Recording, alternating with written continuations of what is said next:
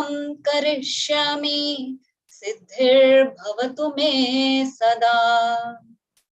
Om Ishvaro Gururatmeti Murti Bheda Vibhagine Vyomavad Vyapta Dehaya Dakshina Murtaye Namaha.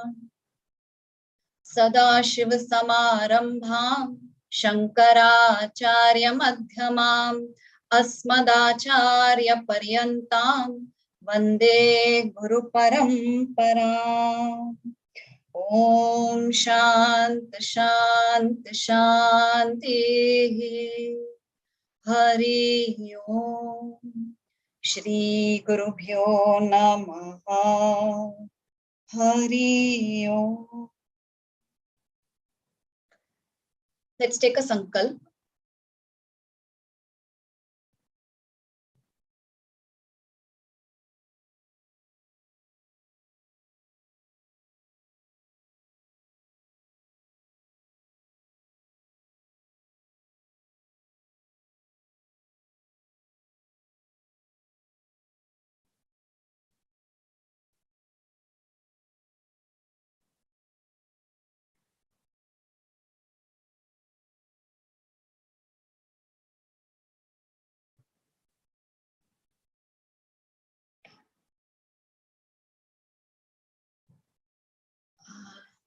All right.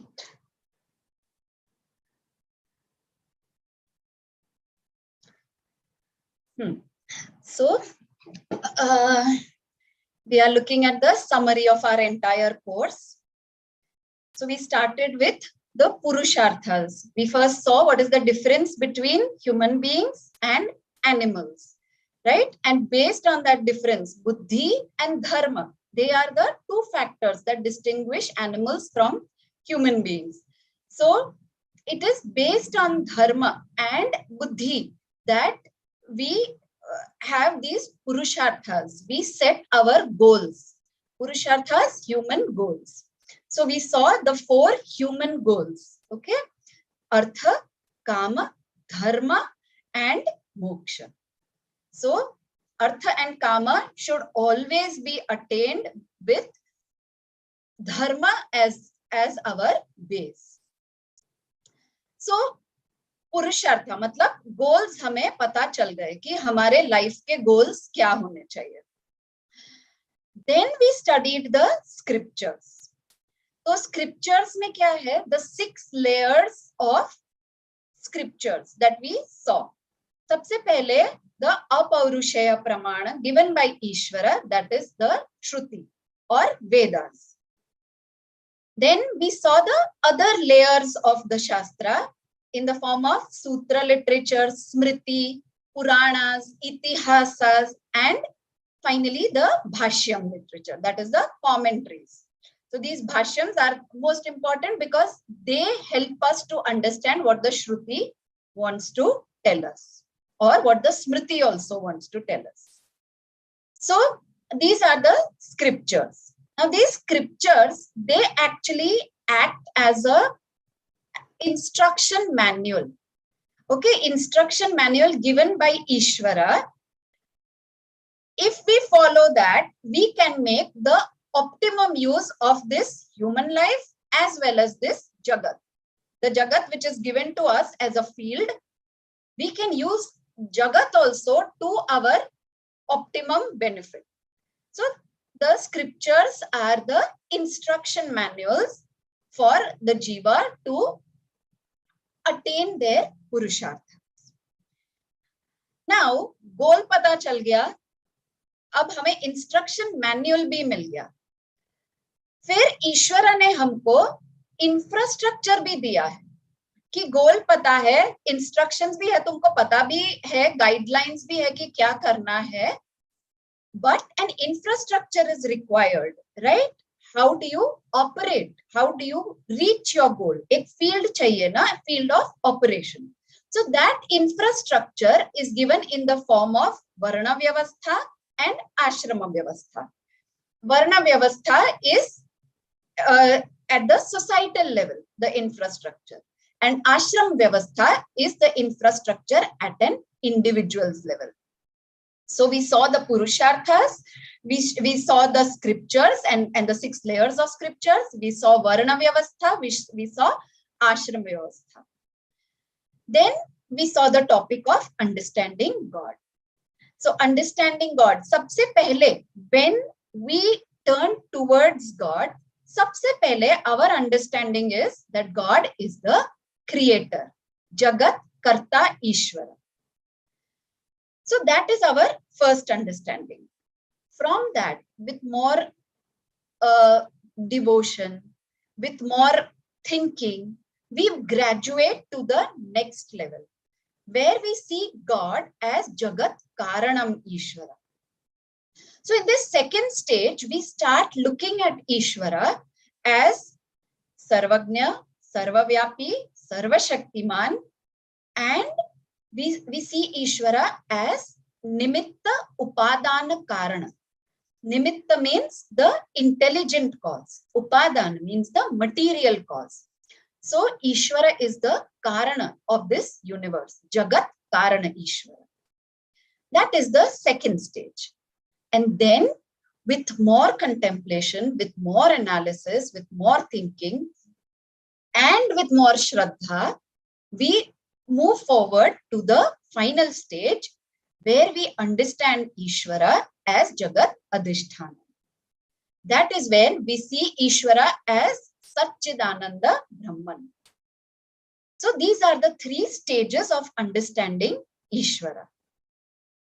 After that, we also saw the topic of religion and spirituality.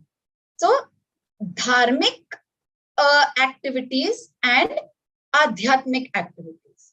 Now, a lot of people say that I am spiritual, but I am not religious. Now, that is a fad, okay?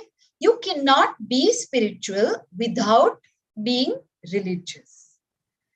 So, religion is the base. Following dharma is the base of, it is the preparatory step. Only then you can move towards adhyatma, towards spirituality. Uske baad, we saw what is dharma. Dharma not in the sense of purushartha, but dharma in the sense of our duties. So then we saw that there is something which is called samanya dharma, which is the universal duties, which are the universal duties which are applicable to everyone in this universe, irrespective of their age, their gender, their geographical location, anything. So samanya dharma. In simple words, we understood samanya dharma as yama and niyamas. So these yamas and niyamas, they are the foundation. Okay, ये शुरू करने से पहले, मतलब ये जीवन में apply करने से पहले, we cannot move further. So we cannot get into any other sadhanas till and unless we have implemented or at least started to implement the yamas and the niyamas. That is why Patanjali also in his Ashtanga Yoga, he starts with yama and niyama only. Without yama and niyama, you can't even go to asana pranayam. So yama and niyam, they are the fundamentals. So we saw the do's and don'ts. Then we saw the Vishesha Dharma. Now, ideally, Vishesha Dharma is dharma based on your varna and ashram. But we say that even if you don't know your varnashrama dharma, it is okay. You don't need to study them in order to start practicing it. We can start with practicing the Pancha Mahayagna. So we call them as the Vishesha Dharma. तो ये अब हमारा fundamental base ready हो गया कि okay, now we have started to do perform our universal duties as well as our Vishesha Dharma. Now we can start with the sadhanas which are necessary for gaining moksha. And we said that the sadhanas have 3 steps. So Karma Yoga, which we saw, Karma Yoga means Nishkama Karma, doing Nishkama Karma with Ishvara Arpana Bhavna, and whatever we get as the result of the karma, we take it with prasad bhavana. That is karma yoga. That if you just remember that much also, no, it is good enough that whatever action I do it as an offering to the Lord, and whatever result I get for whatever action, even if I have put in immense efforts and still I don't get the expected result, I take it with prasad bhav. That is karma yoga. That gives us chitta shuddhi. That gives us purification of our mind. Purification of the mind or chitta shuddhi means what? It means neutralization of our binding ragas and dveshas. Okay, binding ragas, binding dveshas, and also dilution of the ahankara, identification with this body, mind, sense complex, and identification with my possessions, with the people whom I consider mine. Okay, so dilution of mamakara. So dilution of raga, dvesha, ahankara, and mamakara. That is what we call chitta shuddhi, and that is the fruit of karma yoga. Then we saw upasana yoga. Upasana yoga means refinement of our entire personality, refinement of the kayika personality, of the senses also. So so physical body discipline, sense discipline, and the mind discipline, discipline at the thought level. So kayika, vachika, as well as manasa amsha. All the three aspects of our personality should be refined, should be disciplined. And this discipline leads to chitta ekagrata. So the fruit of upasana yoga is chitta ekagrata.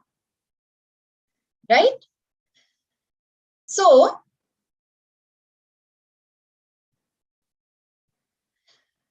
this chitta shuddhi as well as chitta ekagrata, those two are the qualifications which one needs before one enters Jnana Yoga.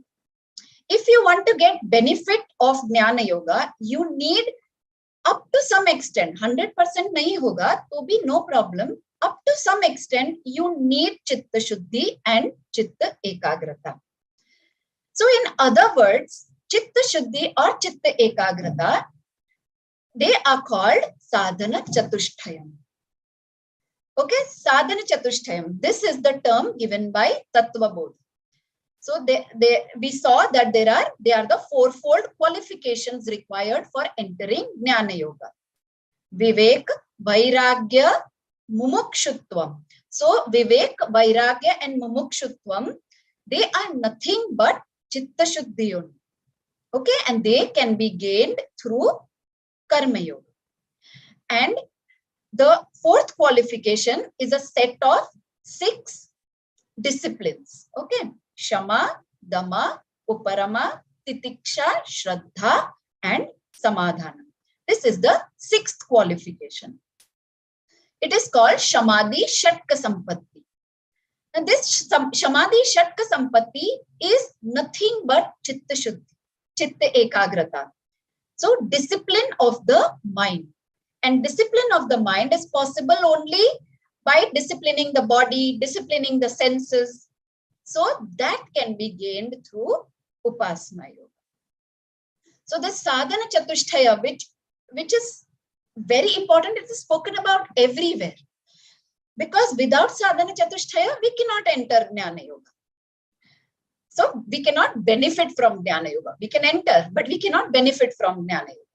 So Sadhana Chatushtaya is Vivek, Vairagya, Shamadhi, Shatka Sampatti, and Mumukshutvam, which is gained by doing Karma Yoga and Upasana Yoga. Uske baad we can enter Jnana Yoga. So these 3 are the sadhanas for moksha. And Jnana Yoga has 3 parts. Shravanam, that is listening, again and again listening to the scriptures. Then Mananam. Mananam means reflecting, inquiring, analyzing, and clearing your doubts, getting conviction about whatever you have learned through Shravanam. And the third part is nididhyasanam, means meditating on whatever you have learned. वो meditate करके क्या होगा? Knowledge assimilate होगा. श्रवणम मननम से knowledge मिल गया, knowledge doubtless भी हो गया. निदिध्यासनम से जो सारी habitual practices है, habitual thinking patterns है, which are called viparit bhavna, those viparit bhavnas, they get removed and the new correct knowledge gets established. It gets firmly established. So this is Jnana Yoga, Shravanam, Mananam and Nididhyasanam. तो Bhakti Yoga क्या है? Bhakti Yoga is the common atmosphere which is necessary. It is compulsory for all the three sadhanas. Karma Yoga, Upasana Yoga, Jnana Yoga, तीनों ही भक्ति के बिना नहीं हो सकता. Till you have this reverential love for Ishvara, you cannot do any of these three sadhanas. Say, when you are doing Upasana Yoga, you are Upasana Yoga is like ek roop Ishvara pradhan bhakti. When you are doing Upasana Yoga, you are generally doing japa, parayanam, all that on your Ishta Devata or on any other Ishvara with one form. Okay, a personalized deity. You are doing Upasana on a personalized deity.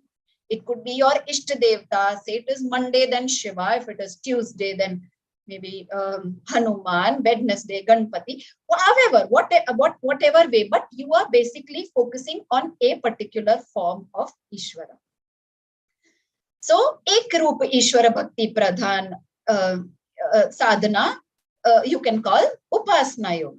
But that bhakti is necessary, right, for Upasana Yoga. If you don't have that reverential love for Ishvara, then how will you do Upasana Yoga? Similarly, for Karma Yoga, Vishwarupa Ishvara Bhakti is necessary. When you are doing Karma Yoga, when you are offering any job that you are doing it as an offering to Ishvara. That means you are looking at everything in this universe as Ishvara. So, Vishwarupa Ishvara Bhakti is happening. So, there also Bhakti is necessary only. Again, in Jnana Yoga. So, for Karma Yoga and Upasana Yoga, we did Saguna Ishvara Bhakti. Ishvara had attributes, whether it is your Ishta Devta or whether you are looking at Ishvara as Vishwarupa, there are still attributes, right? It is a Saguna Upasana. We are looking at Ishvara with attributes. But when you come to Jnana Yoga, you do Nirguna Ishvara Bhakti. You do Bhakti of Satchidananda Brahman, attributeless. Brahman is attributeless, right? So that is called Nirguna Ishvara Bhakti.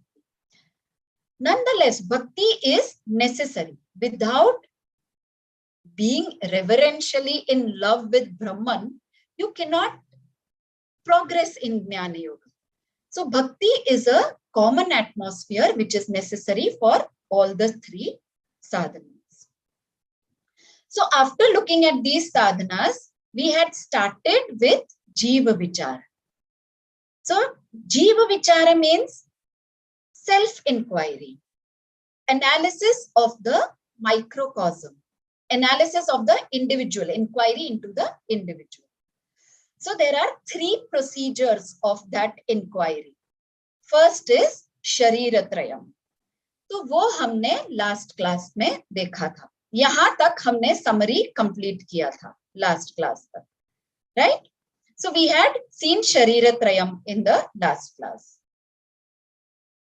Okay. So Sthula Sharir, Sukshma Sharir and Karana Sharir. Right. So now the next procedure, the next way of analysis of the jiva is through the three states of experiences that a jiva undergoes. Okay, that is called avastha trayam. So Jagrit avastha, that is the waking state, Swapna avastha and Sushupti avastha. So these are the three states of experience for a jiva. Okay. So what is Jagrit avastha?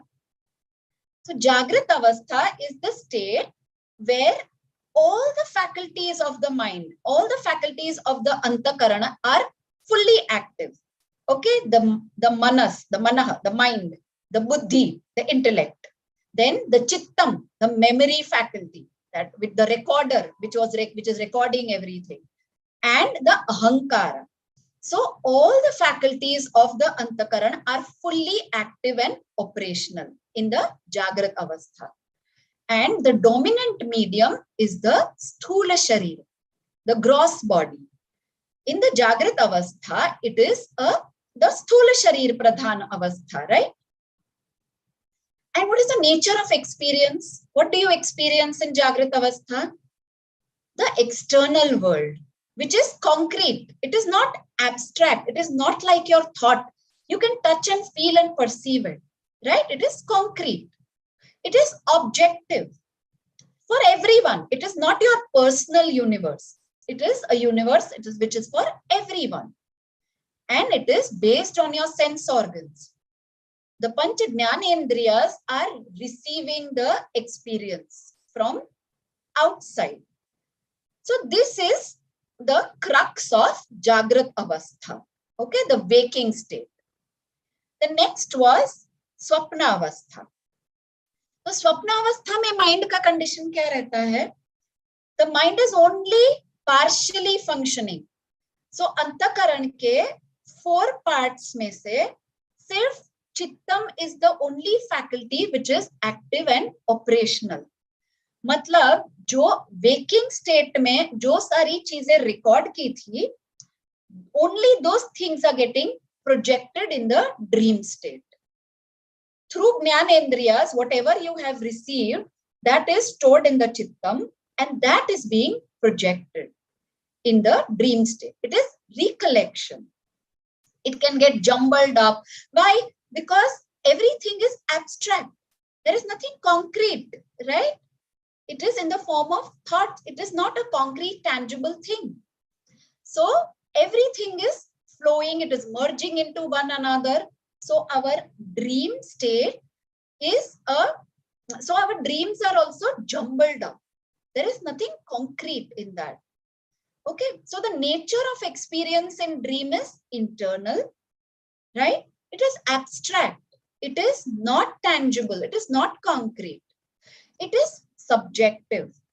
It is your own thing. It is your own dream. Even if somebody is sleeping right beside you, the person cannot experience what you are experiencing in your dream. It is a subjective experience.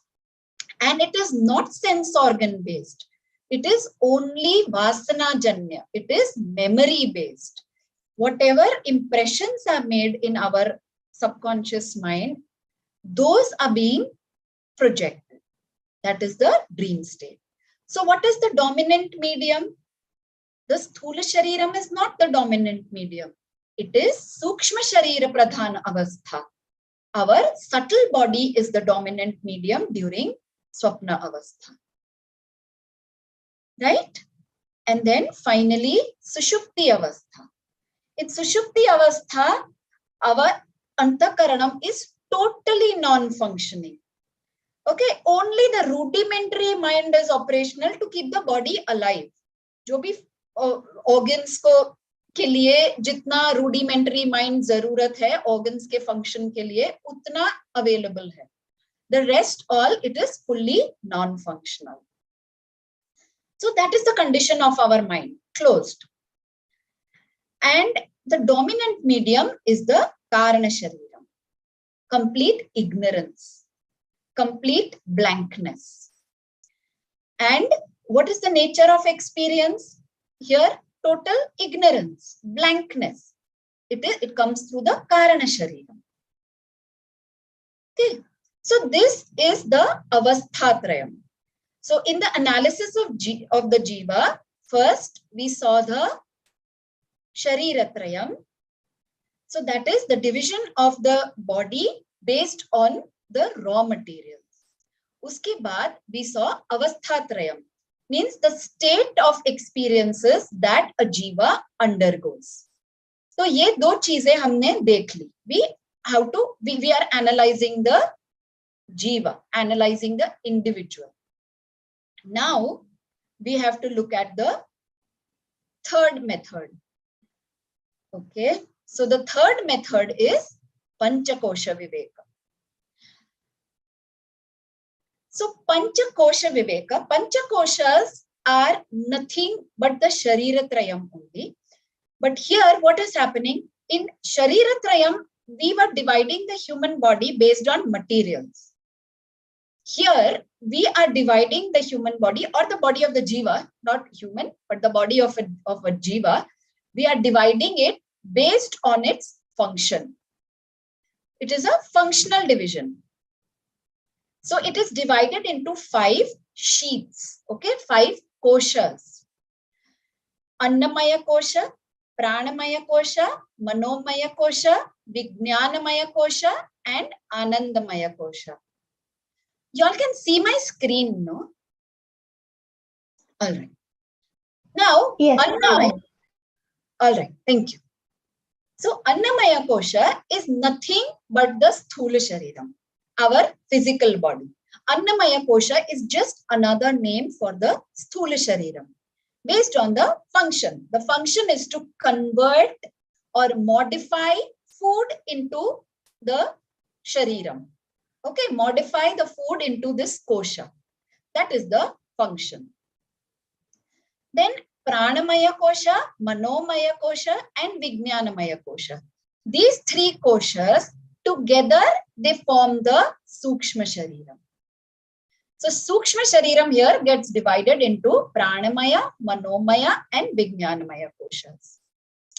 So Pranamaya kosha kya hai? Pranamaya kosha, it includes the Pancha Pranas. Pancha Pranas we had seen in the Sukshma Shariram. The Pancha Pranas are Pran, Apan, Udan, Vyan, and Saman. So basically, these are nothing but the physiological systems of our body. Okay, the Pran, respiratory system, then the evacuation system, then the reversal system, Udan, then Vyan, circulatory system, and Saman, digestive system. So all the physiological systems are a part of the Pranamaya kosha. Along with the physiological systems, the Pancha Karmendriyas are also part of the Pranamaya kosha. Okay. Then next is Manomaya kosha. Manomaya kosha includes the Pancha Jnanendriyas, the 5 sense organs of knowledge. Shabda, Sparsha, Rupa, Rasa, Gandha. So, Manomaya kosha, it includes this Pancha Jnanendriyas plus the mind. Okay, the Manaha, Sankalpa, Vikalpa. The Manaha means the emotional faculty of the mind. Okay, the doubting faculty of the Antakaran. That is what is Manaha. Sankalpa Vikalpatmika Manaha. So the Pancha Jnanendriyas plus the Manaha is the part of the Manomaya kosha. And the Vijnanamaya kosha. So Vijnanamaya kosha mein kya aata hai? Again the 5 sense organs come in the Vijnanamaya kosha. Okay, because Manomaya kosha, Vijnanamaya kosha, both are they are receiving knowledge. Okay, so the Pancha Jnanendriyas plus Buddhi is Vijnanamaya kosha. Buddhi, Nischayatmika Buddhi. It is discriminative intellect. Jo, the deciding faculty, not the doubting faculty. Okay, that comes in Vijnanamaya kosha. That is a part of Vijnanamaya kosha. So this is how the Sukshma Sharira gets divided based on functions. Okay. And then finally, Anandamaya kosha. This Anandamaya kosha is nothing but Karana Sharira. when the mind, when the body is resolved, okay, as though not existed, तो क्या होता है? Complete ananda, right? No conflict. Manaha is resolved. तो conflict कहाँ से आएगा? Then everything else, manaha is resolved, buddhi is resolved. So you don't have to worry, you don't have to think, you don't have to intellectualize, rationalize, nothing. No conflict. Ekdam stillness. So that is Anandamaya Kosha. When we wake up after deep sleep, so we are like, we wake up feeling as if we were in a complete state of bliss. कि एकदम बहुत अच्छा नींद आया आज. That is because of Anandamaya Kosha. Okay, it is Karana Sharira. It is basically Sushupti Avastha, deep sleep state. Okay? So these are the Pancha Koshas. So now we have seen that we can analyze the individual based on Shariratrayam, based on Kosha Panchakam, or the Avasthatrayam. So we kind of understand the individual now, right? तो अब क्या है? Individual जो है, the Jiva, that Jiva, when we saw the Shariratrayam, we saw that all the three Sharirams, they were made of the Panchabhutas, whether it is gross Panchabhuta, subtle Panchabhuta, or causal. Sthul, Sukshma ya Karana Panchabhuta. But all the three Sharirams, they were made of Panchabhutas only. They were made of the elements only. So any element you take, even if you don't take the Panchabhutas, you take the elements from chemistry, okay, from the periodic table, koi bhi element le lenge. So that element is inert in nature. Any element, any of the Panchabhutas is inert in nature. It is Jada. It is not Chetan. Right? Now, if the Panchabhutas are only Jada, if they are inert, then that means that the Shariratrayam, which is Bhautik, which is made of the Panchabhutas, that means the Shariratrayam is also inert only. Right? If the Panchabhutas are inert, that means the Shariratrayam is inert only. But hamara experience kya hai? We experience that the Shariratrayam is sentient. We are conscious beings. We can sense, we can feel, we are Chetan. We don't see ourselves as Jada, right?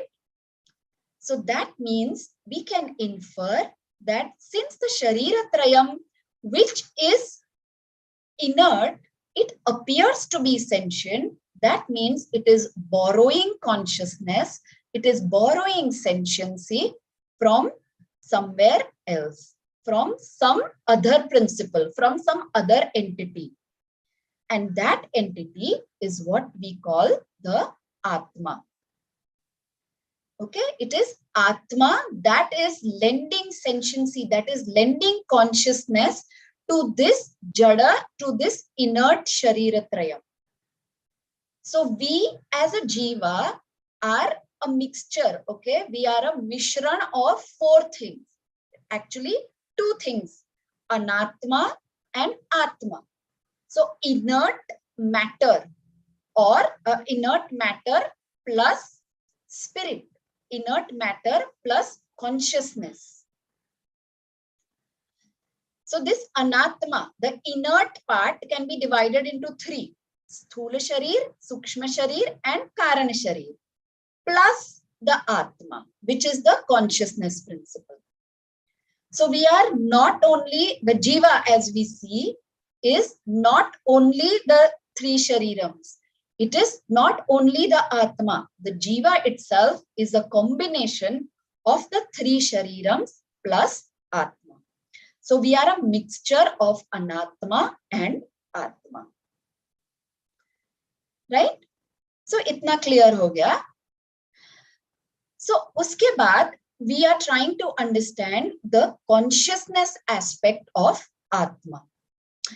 So Atma is all pervading. Okay. this consciousness principle is all pervading. But still, why is it that only jivas are sentient?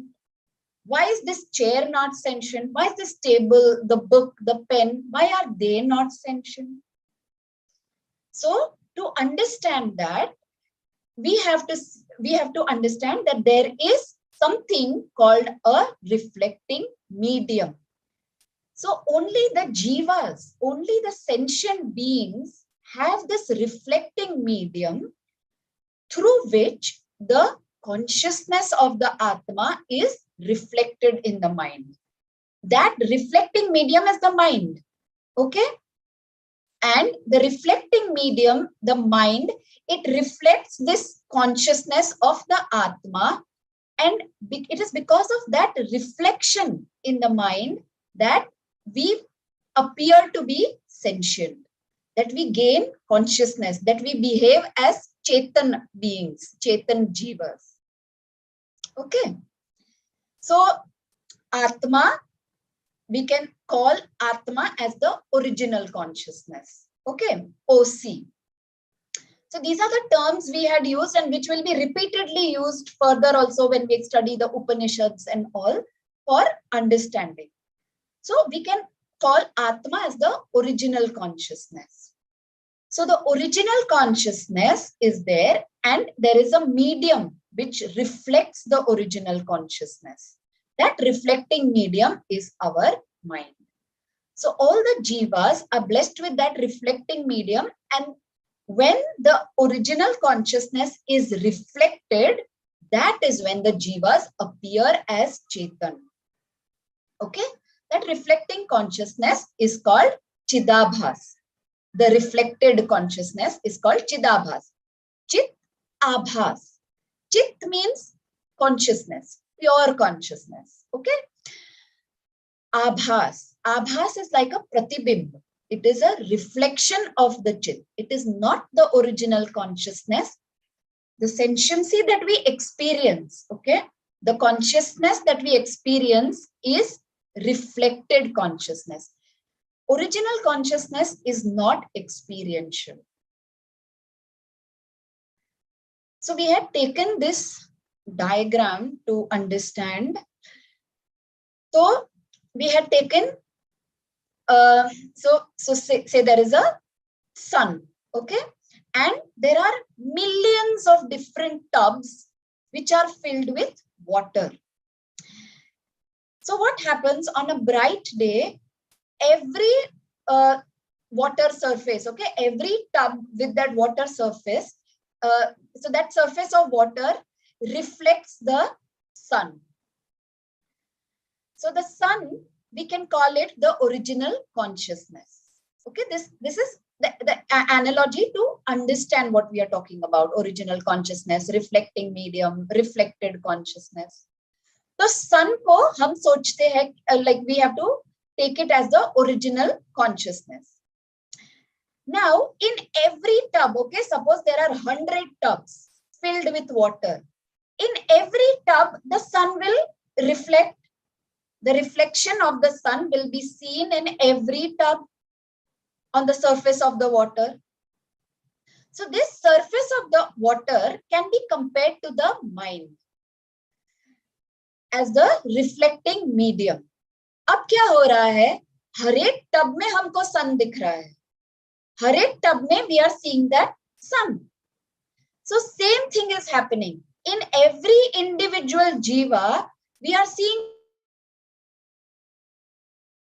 consciousness. The original consciousness is Atma. But in every individual jiva, we are seeing consciousness. It is not that there are these 100 different suns. There are just 100 different reflecting mediums, which is reflecting just one sun. Same thing is happening. There is just one consciousness principle, which is reflected by so many different reflecting mediums. जितने शरीर त्रयम है, जितने mind है, जितने reflecting medium है, उतने चिदाभास है. Understood? Those many reflections are being seen. So there is one universal Atma which is all pervading, तो फिर हम सोचेंगे ना कि if it is universal, that means Atma is there in between two jivas also, right? Atma is there in between two jivas also, but that consciousness is not being expressed because there is no reflecting medium in between. There is no reflecting medium in non-living things. Hence, the consciousness is not being expressed, right? So this is a very, very important analogy, and these terms, original consciousness, reflecting medium, reflected consciousness or Chidabhas, very important terms even when you study the Upanishads and all. So this clarity is very important. ठीक है? Terms अगर भूल भी जाएंगे पर ये understanding बहुत important है. Right.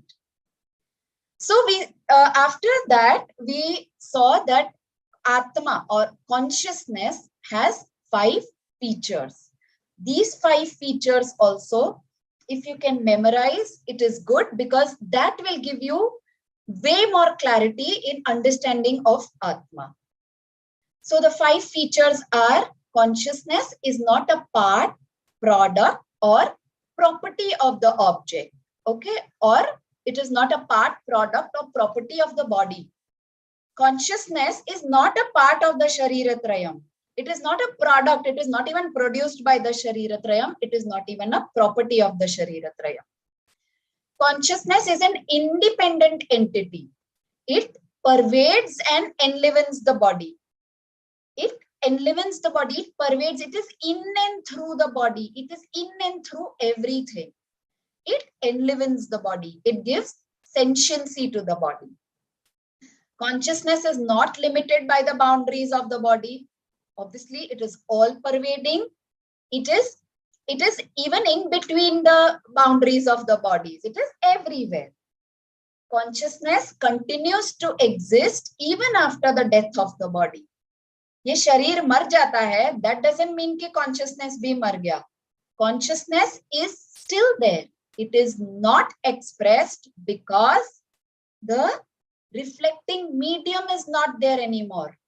The surviving consciousness is not accessible because of the absence of the reflecting medium, the body medium, which is the reflecting medium, that is absent. That is why it is not expressed. It is not that it is disappeared with the disappearance of the body. Okay? Right.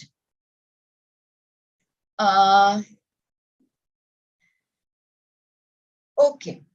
So we saw the consciousness aspect of the nature of Atma.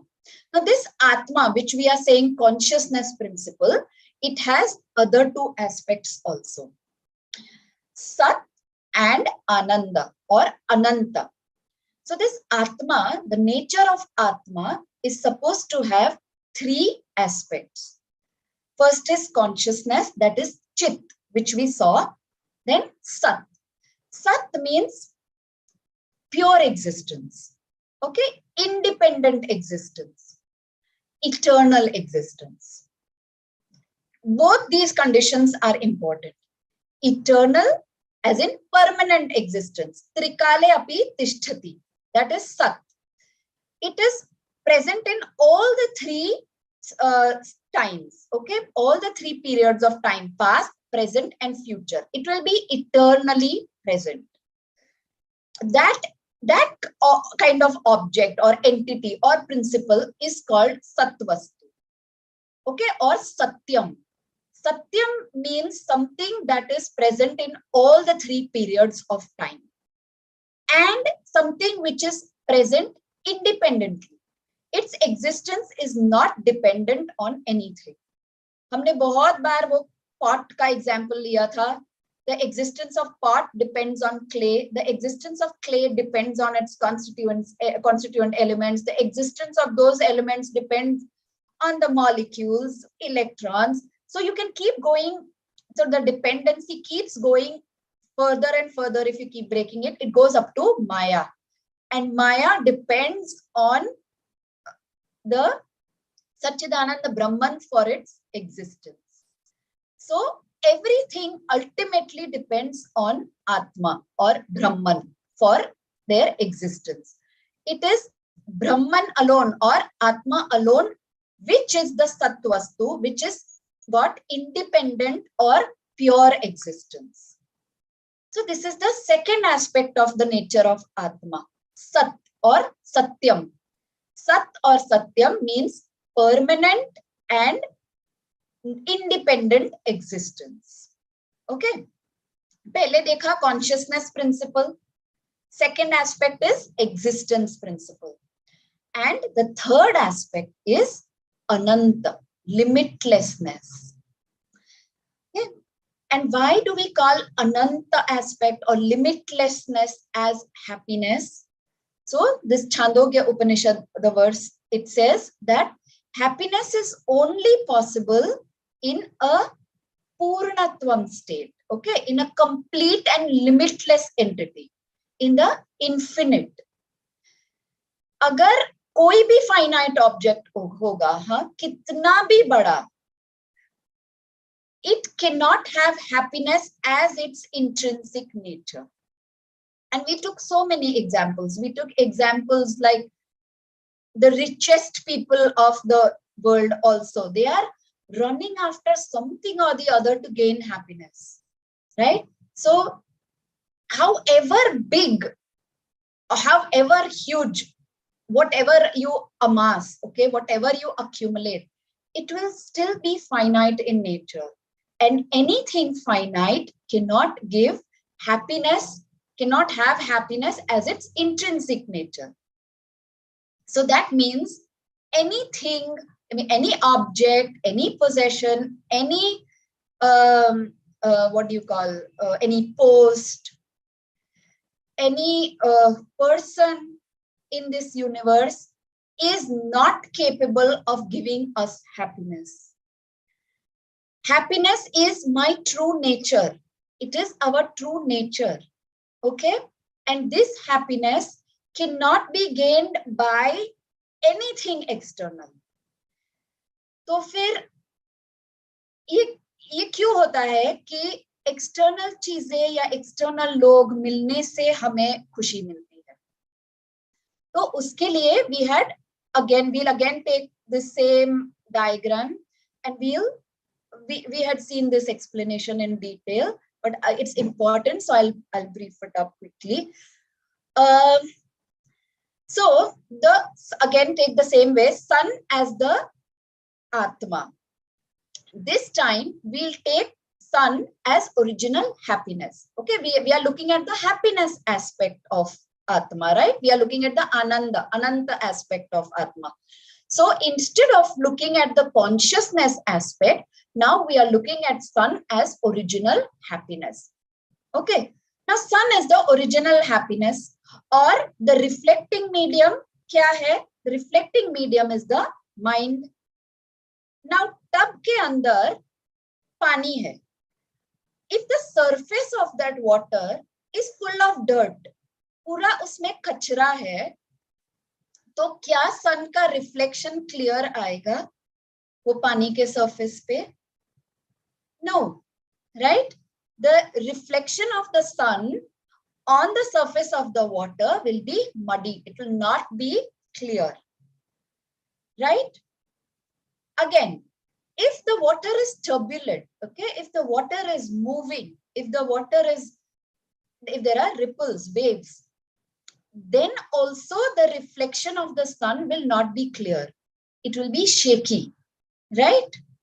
So in both these conditions, if the water has impurities, the reflection will not be clear. If the water is turbulent, the reflection will not be clear. So अब ये sun क्या है? Sun is the happiness aspect of our own nature. It has to reflect in the reflecting medium, which is the mind. Now, if the reflecting medium has impurities, if the reflecting medium is turbulent, तो ये happiness का reflection कैसा होगा? It will be muddy, it will be muddled, it will not be clear. So we will not be able to experience that happiness. In other words, if our mind has impurities in the form of raga, dvesha, in the form of the shadvairis, kama, krodha, lobha, moha, mada, matsarya, bhaya, if all those things are there, impurities, तो happiness कैसे reflect होगा? क्योंकि reflecting medium ही clear नहीं है. That is dirty. Same way, if our mind is distracted again and again, अलग अलग चीजों के ऊपर जा रहा है mind, that means it is not steady. It is turbulent. It is getting distracted. तो अगर ये turbulent mind होगा तो भी happiness का reflection clear नहीं होगा. Now, whenever we get anything that we like, okay, any priya vastu, when we get that, then what happens? Momentarily, our mind resolves. All the shadvairis, all the raga, dvesha, they resolve. Momentarily, they disappear as though.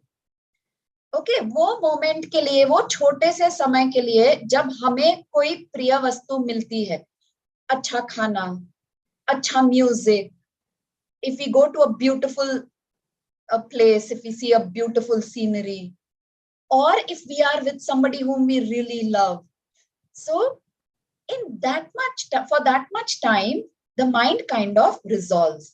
तब हमें और चीजें याद नहीं आती है, तब हमें और distractions याद नहीं आते हैं, तो mind का turbulence कम हो जाता है. Mind becomes sort of steady.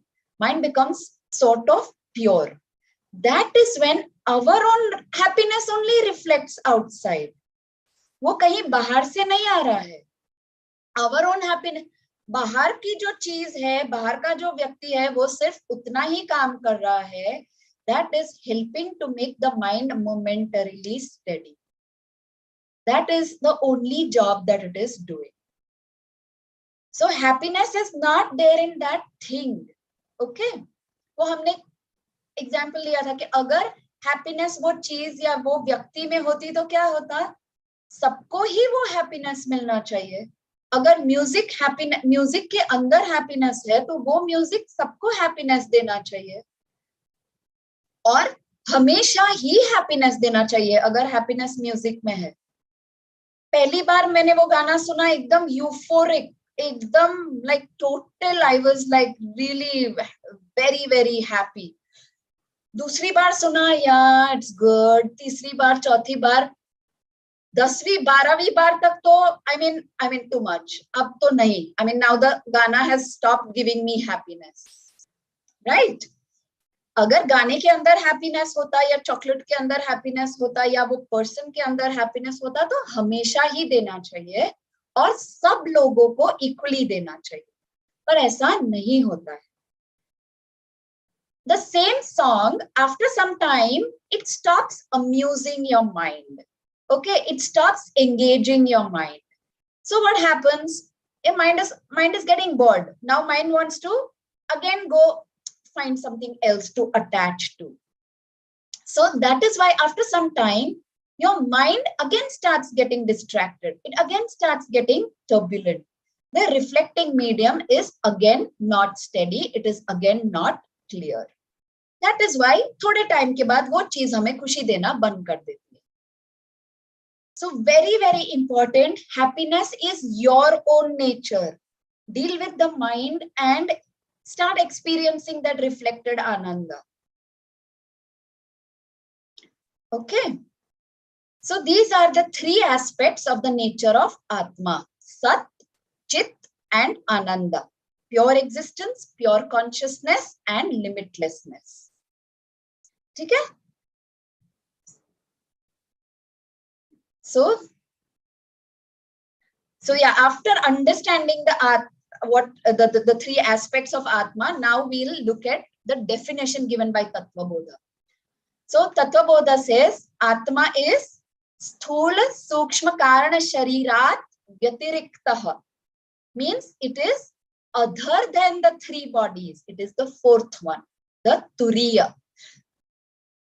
It is other than the sthula sukshma karana shariram. Then the second part of the definition is it is panchakosha titaha.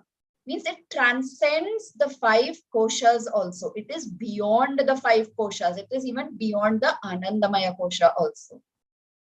So it is not the mind, it is not the body, it is beyond all of these.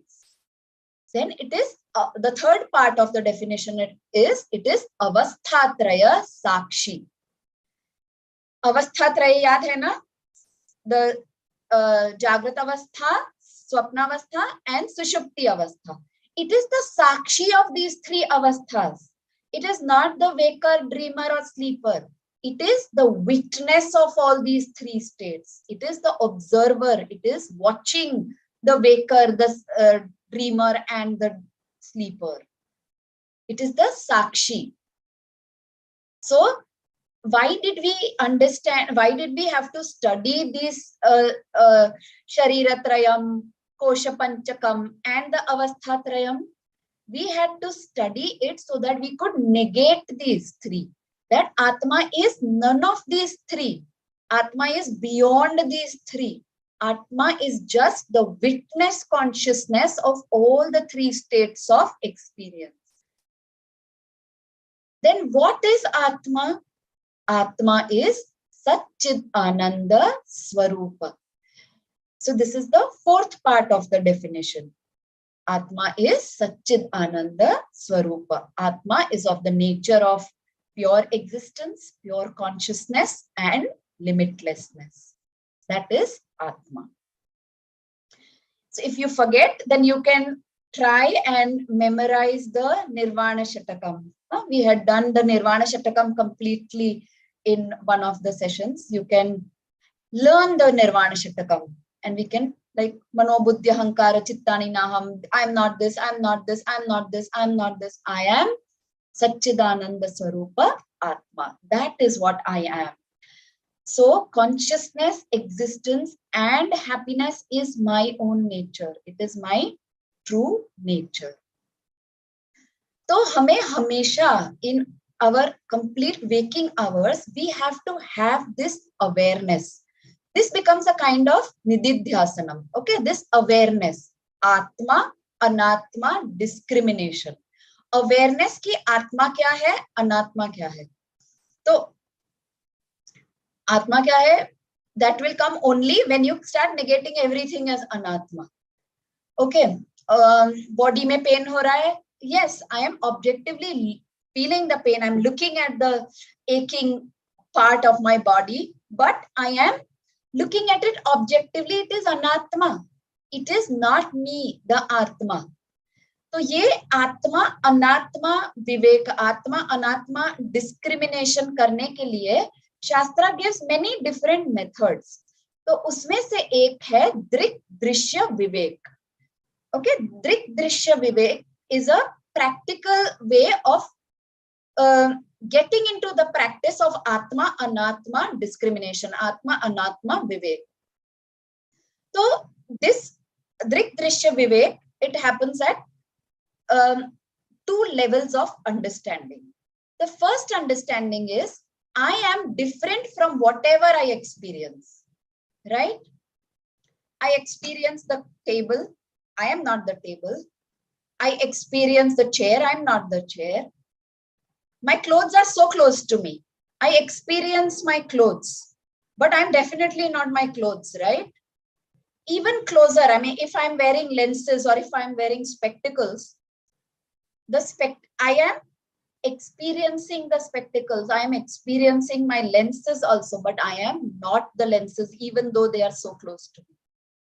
Same way, my body, I am experiencing my body. I can experience, I can touch, feel, smell. I can experience my body through my sense organs. So I am not this body also.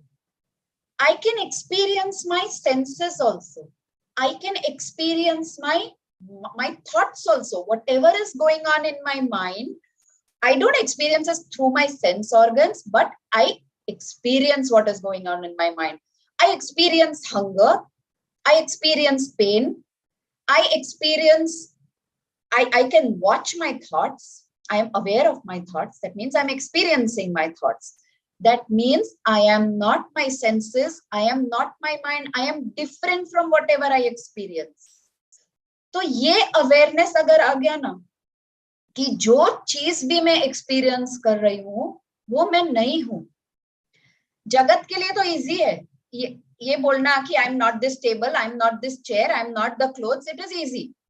But when it comes to the body mind sense complex, the disidentification becomes a little difficult. It just requires a little more practice. That's all. So Drik Drishya Vivek will help in that practice.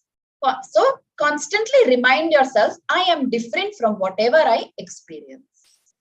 So that way you can start objectifying your thoughts. You can objectifying happiness को objectify करने का इतना जरूरत नहीं होता है क्योंकि ज्यादा जरूरत होता है सॉरोस को, ग्रीफ को ऑब्जेक्टिफाई करना, right? Because it is difficult to deal with grief. या happiness also get objective about it and say that yeah, it is a like I am experiencing it and it is going to get over. So that way you can objectify everything. Everything you can start seeing as anatma, everything that you experience. So ये first part हो गया.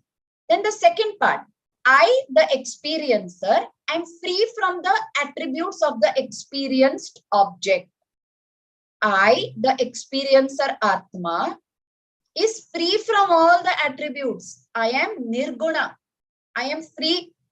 The body is tall, short, fair, dark, weak, strong.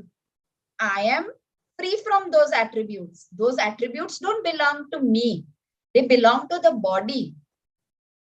My mind is sharp or my mind is dull. My mind is in pain.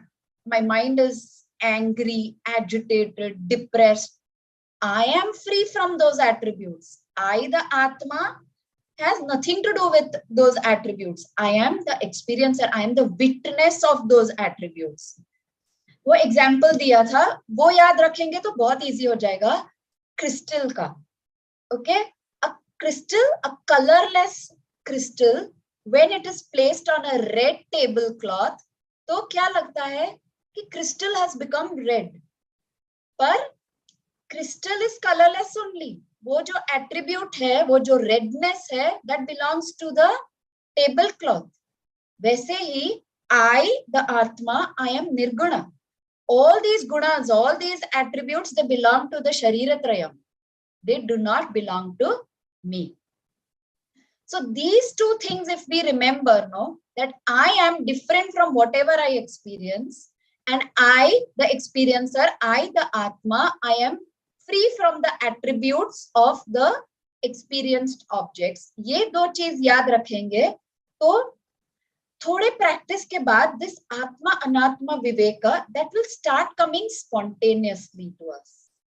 And once we start differentiating कि हम क्या है और हम क्या नहीं है, तो ही हम आइडेंटिफाई कर पाएंगे ना कि हम क्या है. We are Satchidananda Atma only when we are being able to spontaneously distinguish that, okay, I'm not this body, mind, sense complex because I'm experiencing it. The attributes belong to the body, mind, sense complex. They do not belong to me. I am free of those. I am not attached to it. Like the electricity, it is there. It like the screen of the movie. It is there. उसके ऊपर किसी का murder हो गया कि होली के colour आ गए कि आग लग गया. प्रोजेक्शंस के साथ जो भी होता है उस स्क्रीन को अफेक्ट नहीं करता है. Right? So this is so much about Atma because it is the most important topic. ठीक है. So this was about the microcosm. ठीक है? The individual. So Atma is also, we were talking about Atma. It is the consciousness principle, existence principle, happiness principle with respect to the individual. अब देखते हैं with respect to the macrocosm. Okay, अभी तक हम कर रहे थे व्यष्टि विचार, अब करेंगे समष्टि विचार. Okay, the universe, the cosmology, जगत विचार और ईश्वर विचार. तो उसमें क्या होता है, जैसे we as an individual, we have a karana shariram. Because of our karana shariram, our sukshma shariram evolves, and because of the sukshma shariram, we have a particular different sthula sharirams. Same way, it happens at the macro stage also, at the stage of the samashti also, at the stage of the universe also. There is a causal universe, a Karana Prapancha. That Karana Prapancha, that causal universe is called Maya. Okay? वो कारण प्रपंच में सारे स्थूल, मतलब the entire jagat, the entire sthula prapancha and sukshma prapancha is lying in the seed form in the Karana Prapancha, which is Maya.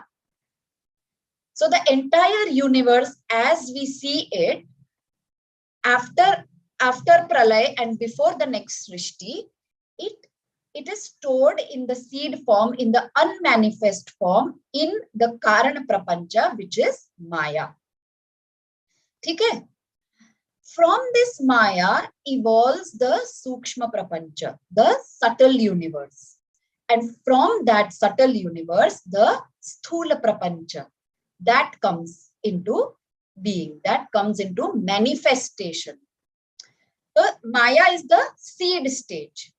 Okay, जब सब चीजें, ये यूनिवर्स में हमको जो भी दिख रहा है, the millions of galaxies, the millions of stars, उससे लेके even the unicellular organisms, everything is in Maya, in the avyakta condition, in the unmanifest stage, which we call the seed stage. उसके बाद पहले when the universe comes into being, okay, जब सृष्टि का निर्माण होता है, we don't say like I have explained that creation is a wrong word, manifestation is the right word. So when the srishti comes into manifestation, first the intermediary stage comes, the plant stage, where the subtle universe comes into being, the sukshma prapancha, that comes into being. And then from that finally एक plant में से finally एक full fledged tree बनता है ना? वैसे ही सूक्ष्म प्रपंच इवॉल्व्स इनटू द स्थूल प्रपंच, means the tangible universe as we see it. So these are the three stages: Maya to Sukshma Prapancha to Sthula Prapancha. So then we had seen the entire process of cosmology, कि ये बनता कैसे है and all that. Yeah. So एक ये खाली समझना जरूरी है कि this is a complete cyclic process. Okay. माया से फिर मैनिफेस्टेशन आता है सूक्ष्म प्रपंच का, फिर कॉन्क्रीट मैनिफेस्टेशन ऑफ द स्थूल प्रपंच, the gross universe. This is called Srishti. Now this Srishti, after the gross universe is formed, this Srishti, it continues for a certain period of time, and after that it resolves back, it collapses, okay, which we call Mahapralay. It collapses and it goes back to unmanifestation. It goes back to the seed form, which is Maya. So that's how the cosmology keeps on cyclically working.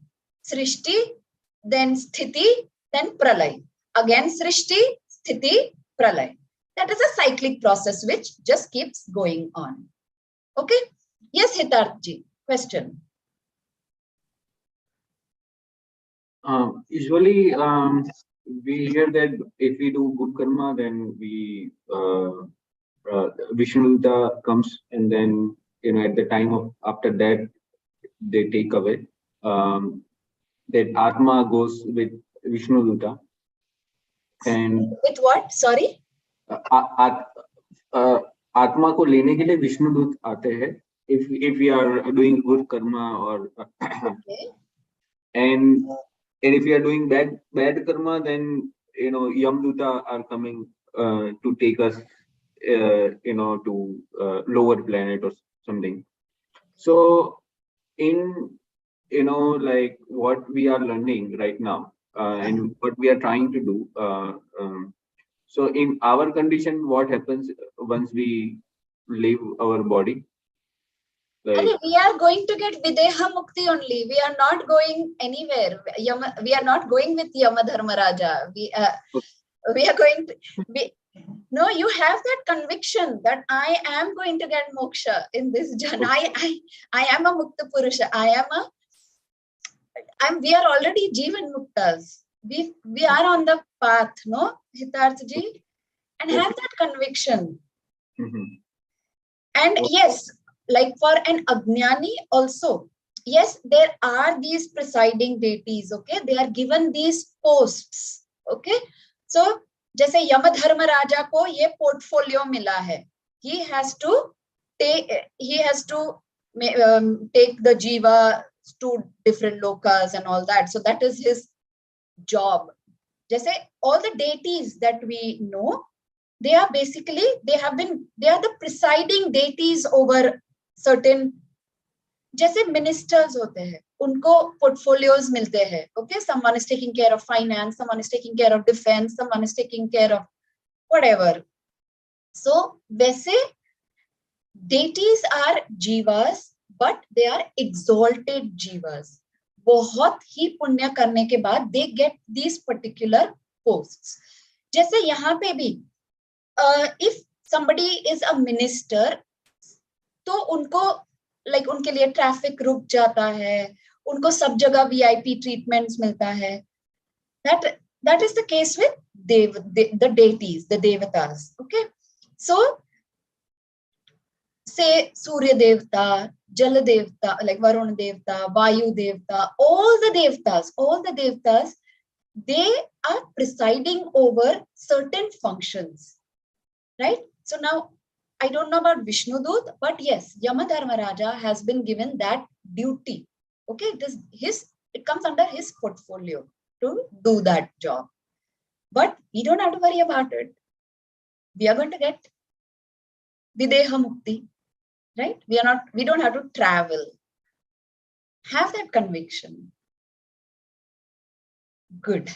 Okay. Right. So, is my can you see my screen? Can you see the slide? yes. Okay. Yes. Yes. And Hitarji, is that clear? Yes. Okay. Thank you. Right. So this verse from Bhagavad Gita, Avyaktadini Bhutani Vyaktamadhyani Bharata Avyakta Nidhananyeva Tatra Ka Paridevana, means Avyaktadini Bhutani Adi, before also all the bhutas were avyakta. They were in their unmanifest state. Vyakta Madhyani Bharata. So hey Arjun, in the middle, all the bhutas come in their manifested state. That is what we call Shrishti. Pehle unmanifest state, in the Maya state. Beech mein Srishti happens. Okay, they come in their manifest state, which we can see in the tangible form. Then avyakta nidhananyeva. After that, again avyakta. So from unmanifest state to manifest state to again unmanifest. That cyclic process keeps on going. तो उसके लिए क्या grieve करने का, उसके लिए क्या sorry feel करने का? I mean, he's talking in context of Bhishma and Drona. So every being, every jiva is going through this unmanifest, manifest, unmanifest, that cyclic process. So what is there to grieve about? Their going. Right. Now, so Maya. And how does this universe actually come into being?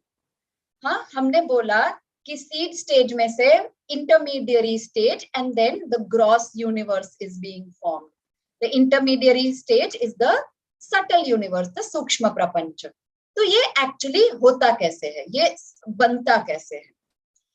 तो उसके लिए पहले ये समझना है कि माया is called त्रिगुणात्मिका माया.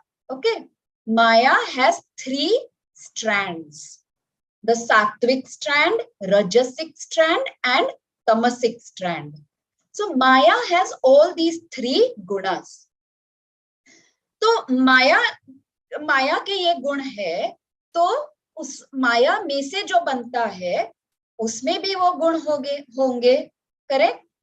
जैसे we had said कि क्ले का एक कॉम्पोजिशन है, तो उस क्ले में से जो पॉट बनेगा उसमें भी वो ही एलिमेंट्स रहेंगे ना, कुछ बाहर से तो नहीं आएगा, क्ले के अंदर का ही पॉट में रहेगा ना. सेम वे माया में से the subtle elements, the 5 subtle elements are evolved: Akash, Vayu, Agni, Jala, and Prithvi in their subtle forms. Now, since they have come from Maya, that means they also have this Rajasic aspect, Sattvic aspect, Tamasic aspect, right? So they also have these 3 strands, no, of Sattva, Rajas, and Tamogun. So that means totally we have 15 components. We have Sattvic Akash, we have Rajasic Akash, we have Tamasic Akash. We have Sattvic Vayu, Rajasic Vayu, Tamasic Vayu. Similarly, Sattvic, Rajasic, and Tamasic Agni, Jala, and Prithvi also. तो माया में से हमें ये 15 components मिलते हैं. Okay, the subtle aspects of the 5 elements. They have Rajasic, Sattvic, Rajasic, and Tamasic components. ये 15 components में से पूरा यूनिवर्स बनता है. So we had seen detail में कि कैसे बनता है. So the Sattvic component of Akasha, that is responsible for the sense of hearing. The Sattvic component of Vayu or air, it is responsible for the sense of touch. Okay, Tvak, the skin.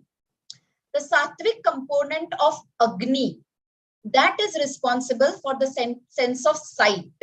We are talking about the subtle Shaktis, okay? We are not talking about the organs. The sense of hearing, sense of touch, sense of sight. Then the Sattvic component of Jala, water, is responsible for the sense of taste. And the Sattvic component of Prithvi is responsible for the sense of smell. So the Sattvic component of 5 individual elements, they are responsible for the Jnanendriyas. That is how your Jnanendriyas are formed of the Sukshma Shariram, of the entire Sukshma Prapancha. And the Sattvic component of all the 5 subtle elements together, not the individual Akasha, individual Vayu, all 5 together, Akash, Vayu, Agni, Jala, Prithvi, पांचों का जो सात्विक component है उसको mix करके हमारा अंतःकरण बनता है. The 4 aspects of the antakaranam: mana, buddhi, chitta, ahankara. The antakaranam is made by the sattvic component of all the 5 subtle elements together. तो सात्विक कंपोनेंट सारे यूज हो गए. Okay, 5 parts, 5 out of the 15 components that we had, 5 got used. Then the Rajasic component. So Rajasic component of Akasha, that is behind the speech, our Shakti of talking, the talking tongue. The Rajasic component of Vayu is behind our hands. जो हाथ को move करने की, function करने की शक्ति है, that comes from the Rajasic component of Vayu. Rajasic component of Agni is behind the legs. Rajasic component of Jala, of water, is behind the genitals. And Rajasic component of Prithvi is behind the Shakti of evacuation, behind the anus. तो rajasic component of all the 5 individual elements, they are responsible for our कर्मेंद्रियास to function. ठीक है, इस तरह से पूरा universe बनता है. Now the rajasic component of all the 5 subtle elements together, that forms the pancha pranas. The pancha pranas are formed by the rajasic component. तो ये याद कैसे रखना है? एक सिंपल सी चीज है कि ज्ञान शक्ति, ओके, ज्ञान शक्ति is, it corresponds to the सात्विक एस्पेक्ट. ज्ञान शक्ति मीन्स सत्व गुण. तो ज्ञान शक्ति, how do we use the ज्ञान शक्ति? Through the ज्ञान इंद्रियस, through our manah, and it is sattva gun. So the sattvic component of the subtle elements forms the ज्ञानेन्द्रियस as well as the अंतःकरणम. तो और रजसिक क्या होता है?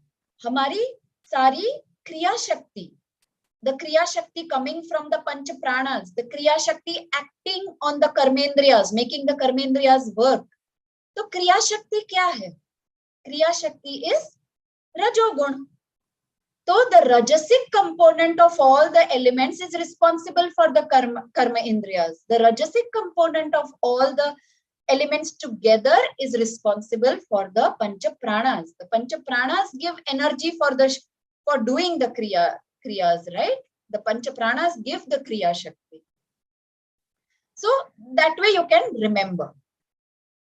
And then, so this way we have used the 10 components. Okay, the 5 sattvic components of the 5 subtle elements are used, and the rajasic components of the 5 subtle elements are also used.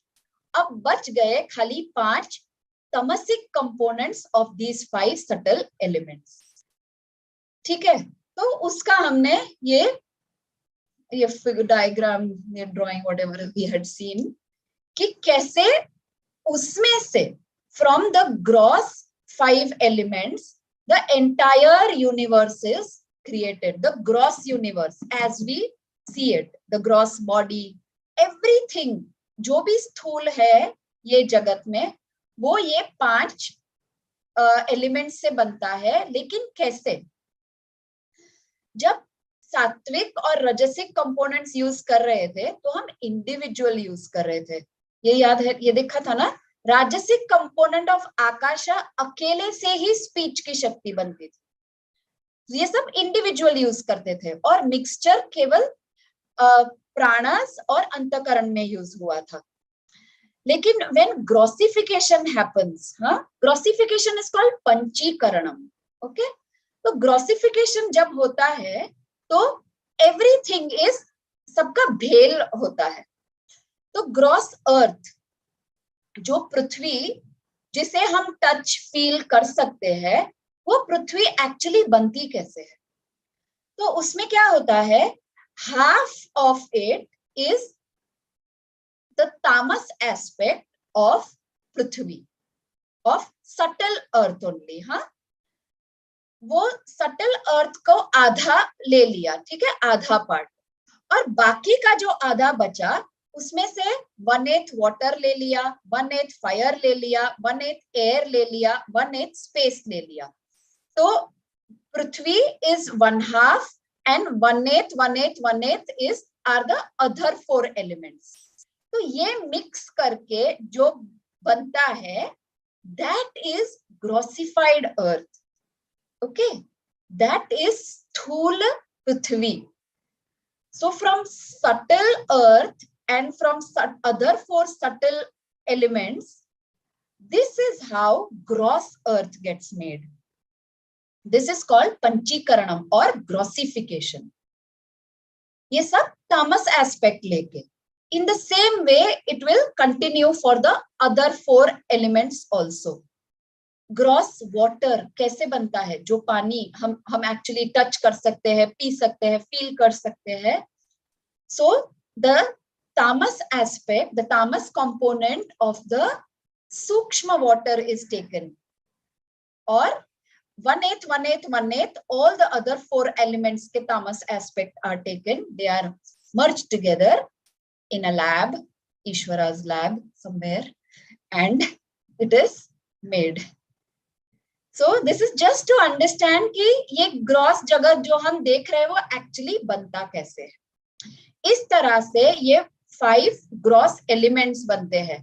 Gross Prithvi, gross water, gross अग्नि, gross वायु, gross space, gross आकाश.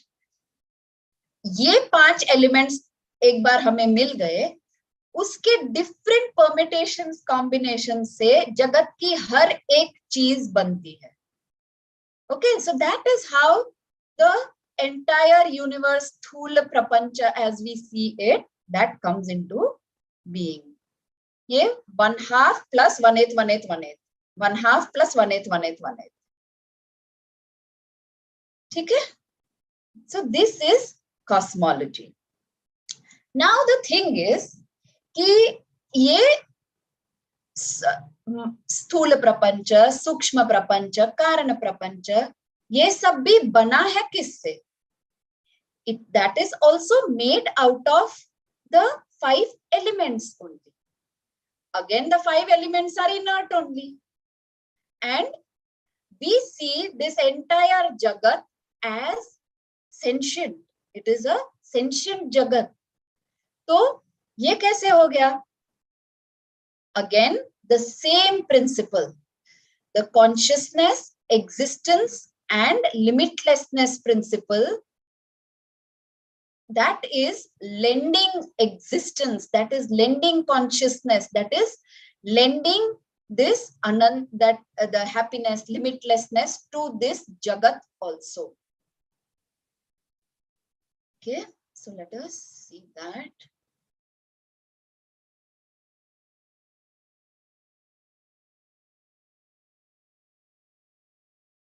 So जैसे जीव क्या है? जीव is शरीरत्रयम, bearing the शरीरत्रयम plus atma. So atma bearing the sharirathrayam costume is individual jiva. We have seen that, we have understood that very clearly. In the same way, what is this jagat or what is this ईश्वर? जगत मतलब क्या? विश्वरूप ईश्वर ही है ना? तो what is this jagat? Jagat is also nothing but the same consciousness principle, but the name is different. The name is given Brahman. So Jagat is Brahman wearing the Maya costume. So it is the same principle. जो individual में हमने देखा कि आत्मा क्या है? सत चित आनंद स्वरूप आत्मा. Similarly, with reference to the universe, in context of the samashti, in context of the whole jagat, or in context of Ishvara, the underlying principle is the same, Sat Chit Ananda Swarupa Brahman. The name from Atma has become Brahman. It is the same thing. Just one is at the microcosmic level, one is at the macrocosmic level. कुछ अंतर नहीं है. तो अंतर क्या है? I mean, why are there these two different names? Just for study purpose, just for understanding purpose. जैसे the space inside the pot, okay, is called pot space or घटाकाश. पॉट के अंदर जो जगह है, जो स्पेस है, उसको हम घटाकाश कहते हैं. और पॉट के बाहर जो स्पेस है, उसे हम महाआकाश कहते हैं, द यूनिवर्सल स्पेस. तो घटाकाश और महाआकाश अलग तो नहीं है ना. ये रूम के अंदर, ये वॉल्स के अंदर, 4 वॉल्स के बीच में जो स्पेस है, जो जगह है, उसे हम रूम स्पेस कहते हैं. और रूम के बाहर जो स्पेस है, उसे स्पेस कहते हैं, यूनिवर्सल स्पेस. तो ये रूम स्पेस और यूनिवर्सल स्पेस कुछ अलग थोड़ी है. एक बार चारों वॉल्स गिरा दो तो दोनों स्पेस एक ही हो जाएंगे ना. सेम वे, घटाकाश, महाआकाश, आत्मा, ब्रह्मन, it's not different. Cognitively remove the boundaries of the body and Ghatakash and Mahakash will become one only. Atma and Brahman are one only. right? So Atma wearing the Shariratrayam costume is individual Jiva, and Brahman wearing the Maya costume is Ishvara or Jagat. So that means I, the Jiva, and Ishvara are essentially same. Only our costumes are different. हमारे costumes एक बार निकाल दिए तो हम तो same ही है. We are both Satchidananda Swarupa. So this is the biggest revelation of our entire Vedanta study. Okay, this is the culmination of the entire Vedanta study. Oneness between the individual and the macrocosm. Oneness between Jiva and Ishvara. The essential oneness between Jiva and Ishvara. This Jiva Ishvara Aikyam is the culmination of the entire Vedanta study. So, उसमें पहले क्या देखना है? First, you have to know that Brahma Satyam. Okay? Brahma, that Satchid Ananda Swarupa Brahman, that alone is Satyam.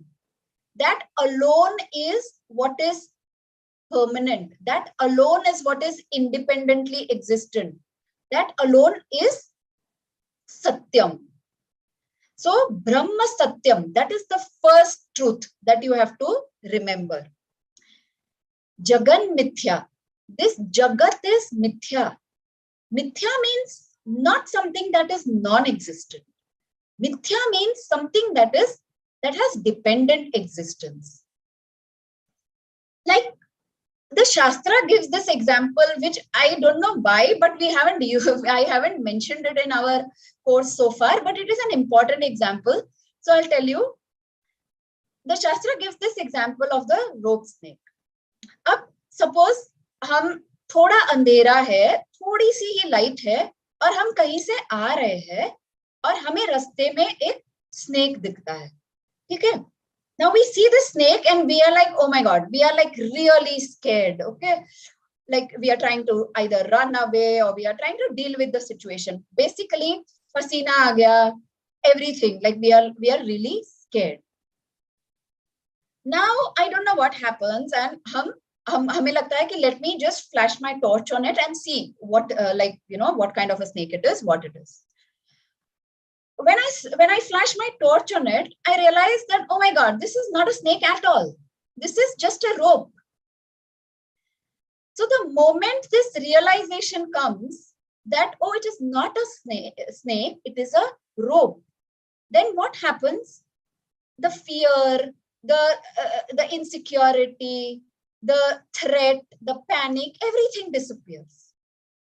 The same thing happens. So that is called mithya. It is not that the snake was unreal like that. I mean, if it would be absolutely unreal, we would not experience the fear. We would not experience that panic, that threat. Hamara pasina to real tha na. So that means the snake was not, it was a pratibhasika satya. It was not non-existent, but it was not satyam. It was mithya.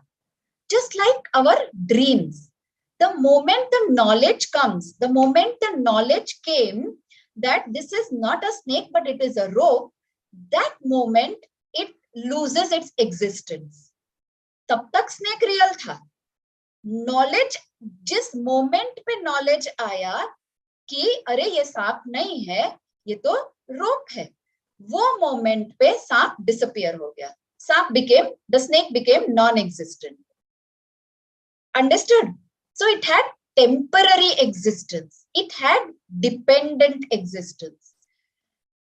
Snake ka existence was dependent on our ignorance. हम वो चीज के लिए अज्ञान थे, उस हमारी अज्ञानता के ऊपर डिपेंडेंट था स्नेक का existence.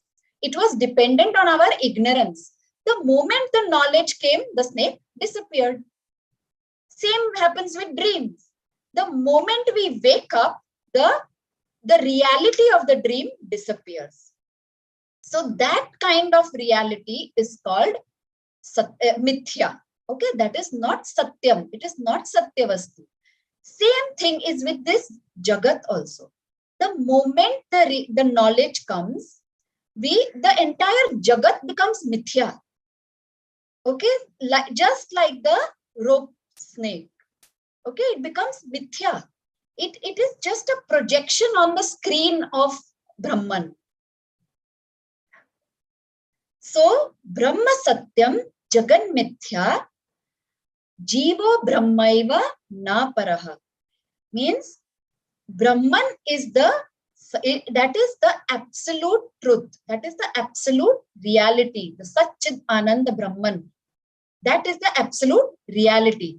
This Jagat, including my body, mind, sense complex, is Mithya. It is not Satyam. It is unreal. It has got dependent reality. It has got temporary reality. That means it is Mithya. So Brahma Satyam Jagan Mithya. And then the final thing, Jivo Brahmaiva Na Paraha. Means the individual is not different from Brahman.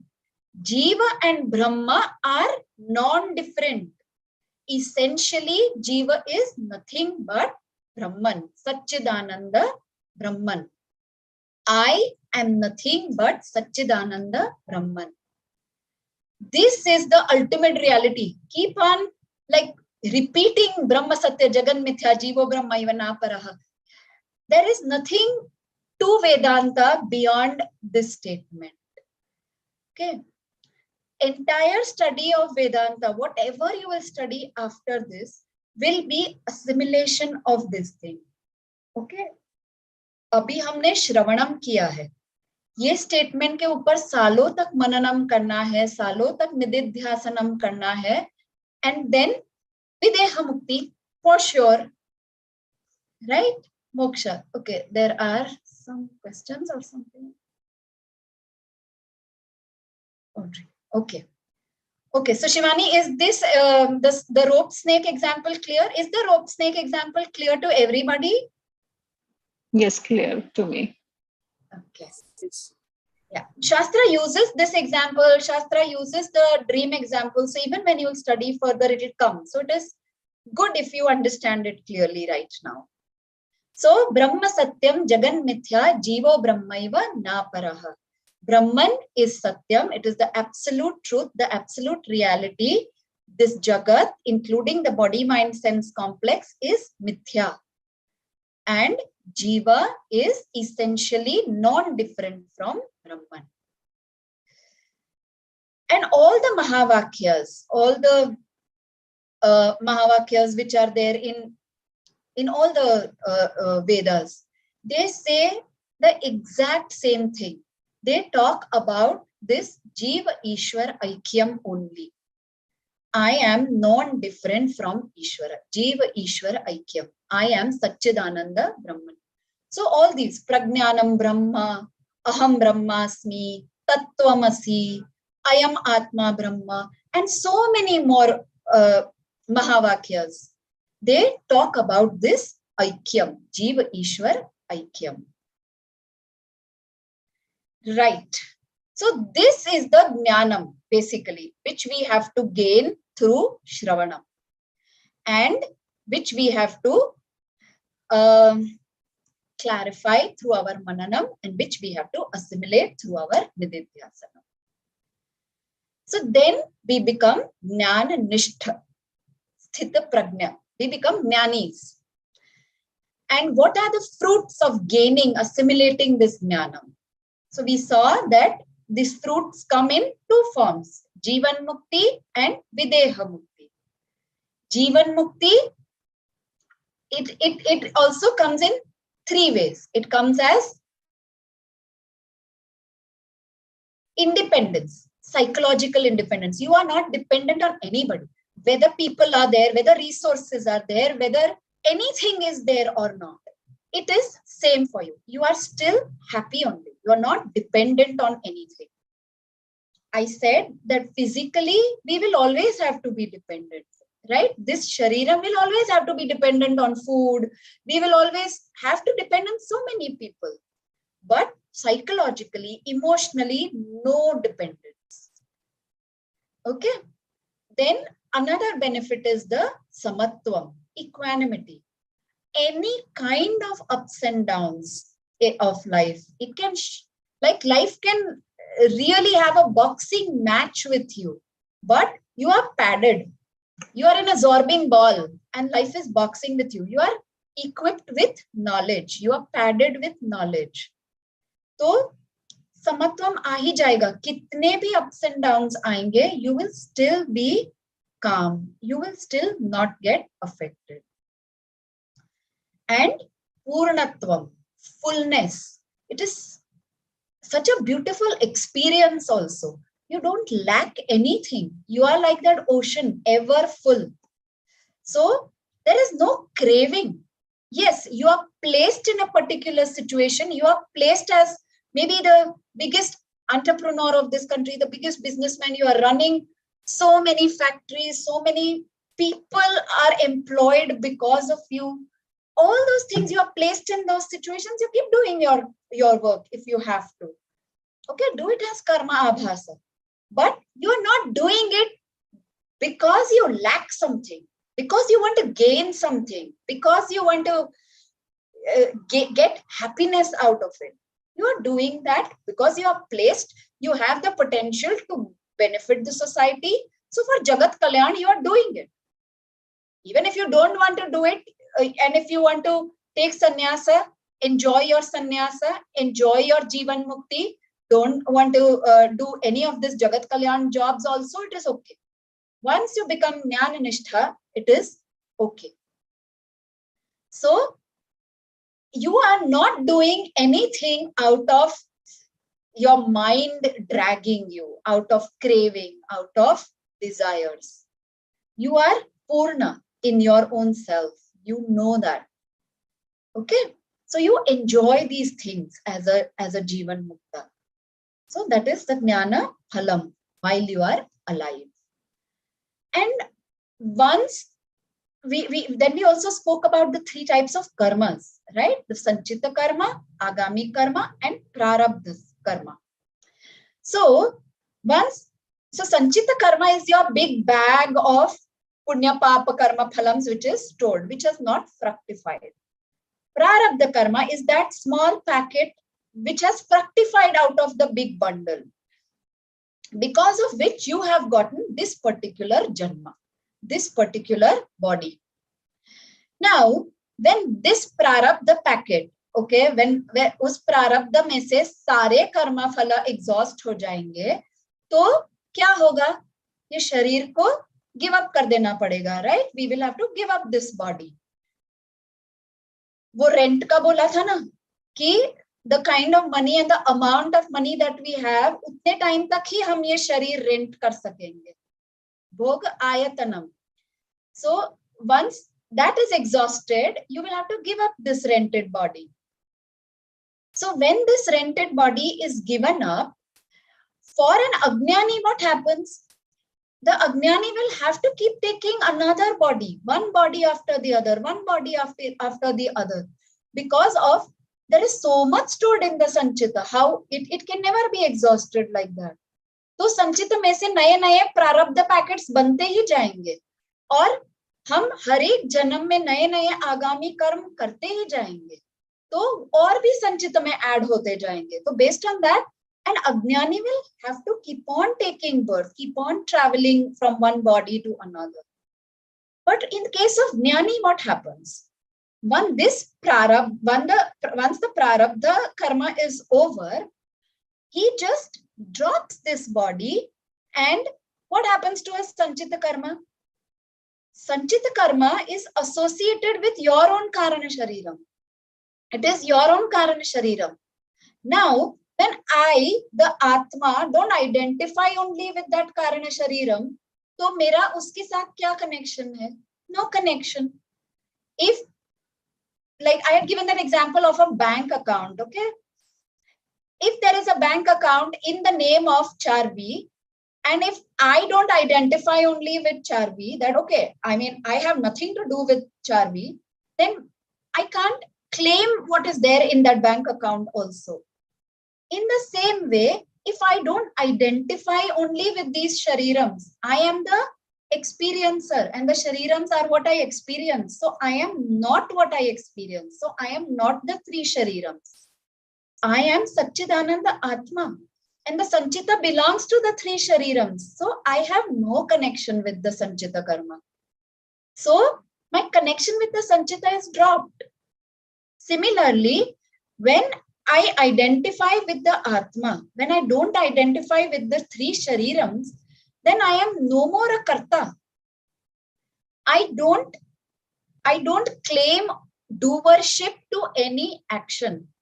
अब जब मैं कोई कर्म कर ही नहीं रही हूं, तो आगामी कर्म कहां से नए बॉर्न होंगे?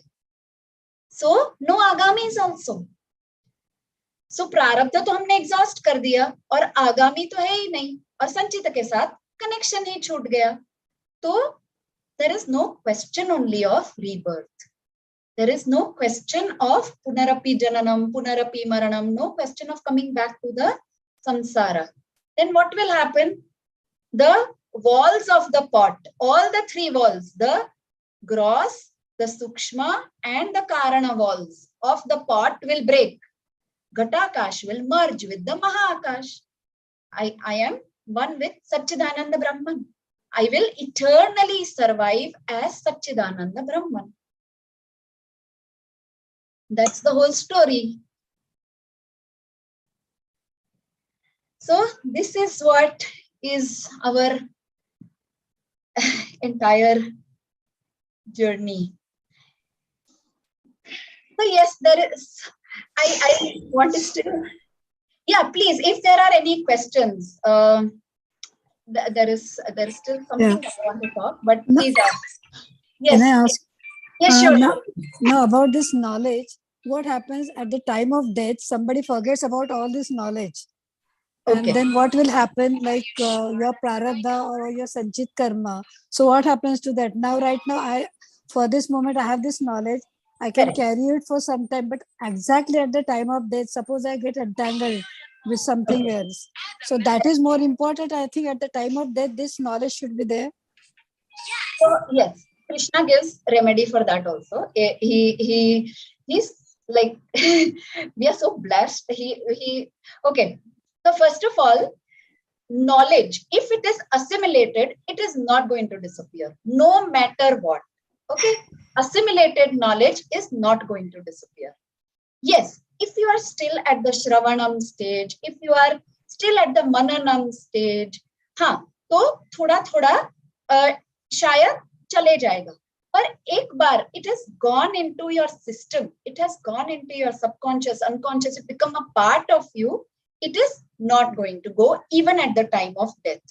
Okay, say you at the time of death, maybe you were in coma for a few weeks, for a few months, still the knowledge is there. Okay, nonetheless, Krishna, he gives us, he ensures us कि तुम्हारा जो भी ज्ञान, तुम जो भी stage पे हो, वो किधर नहीं जाने वाला है. You are going to pick up the string from where you left in your next birth, in case you have to take a next birth, in case you haven't got moksha in this janma, in case your study, your assimilation is not completed in this janma, you will pick it up from wherever you have left. So you will be placed in such a, he gives all specifications also in the Bhagavad Gita, that you will be placed in such an environment where where everything will be so conducive for you to complete your study, or whatever is left, you will be placed in a very conducive situation. Okay, you may be born in a very Shrimant family, or in Jnani's families where knowledge is very easily available to you, it's accessible, right? So once we are on this journey, there is no need only to feel scared. Okay, nothing is.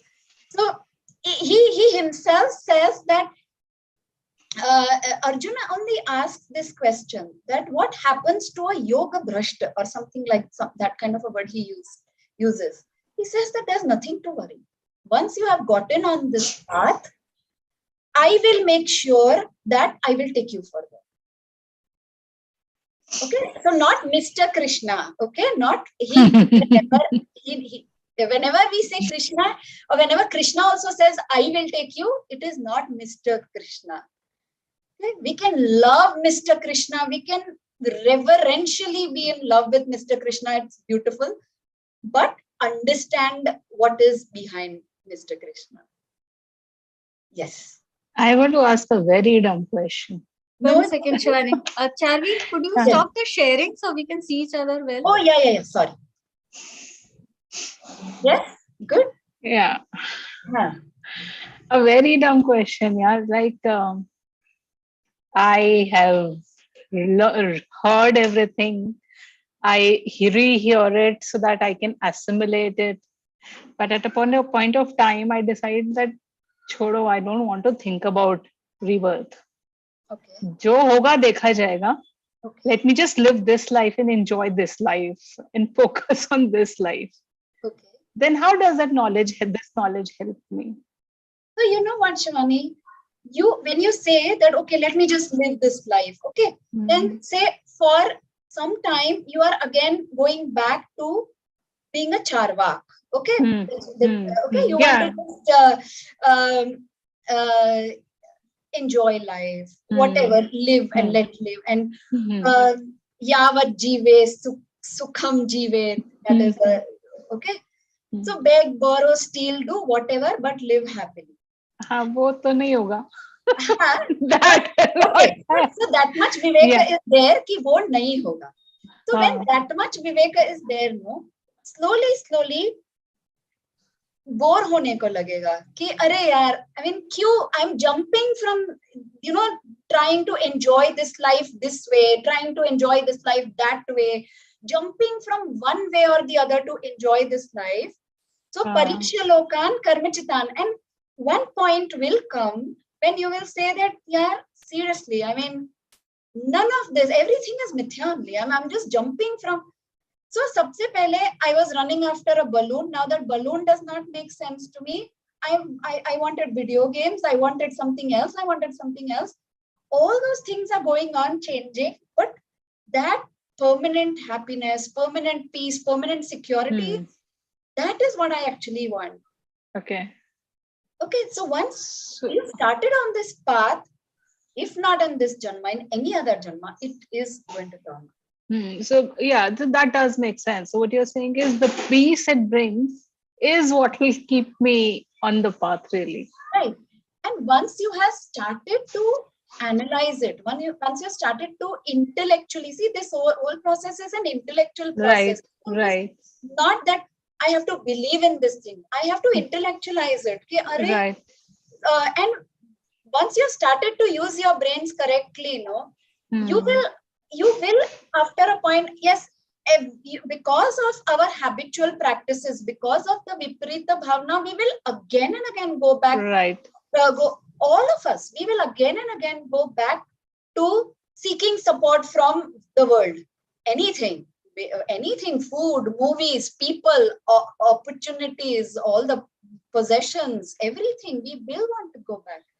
And even if we go back to those things, if we go with the awareness that this is all mithya, I mean, I don't have to depend on this. This can go away in a moment. वो awareness के साथ जाएंगे तो कुछ problem ही नहीं है. लेकिन अगर ये सब छोड़ के भी उधर गए ना, तो भी because we have gotten into this intellectual process, we will come back. After a point, we'll get bored.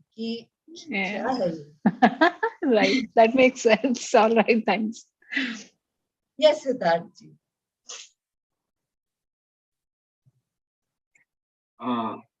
I'm still confused about how we are equal to Ishwar, because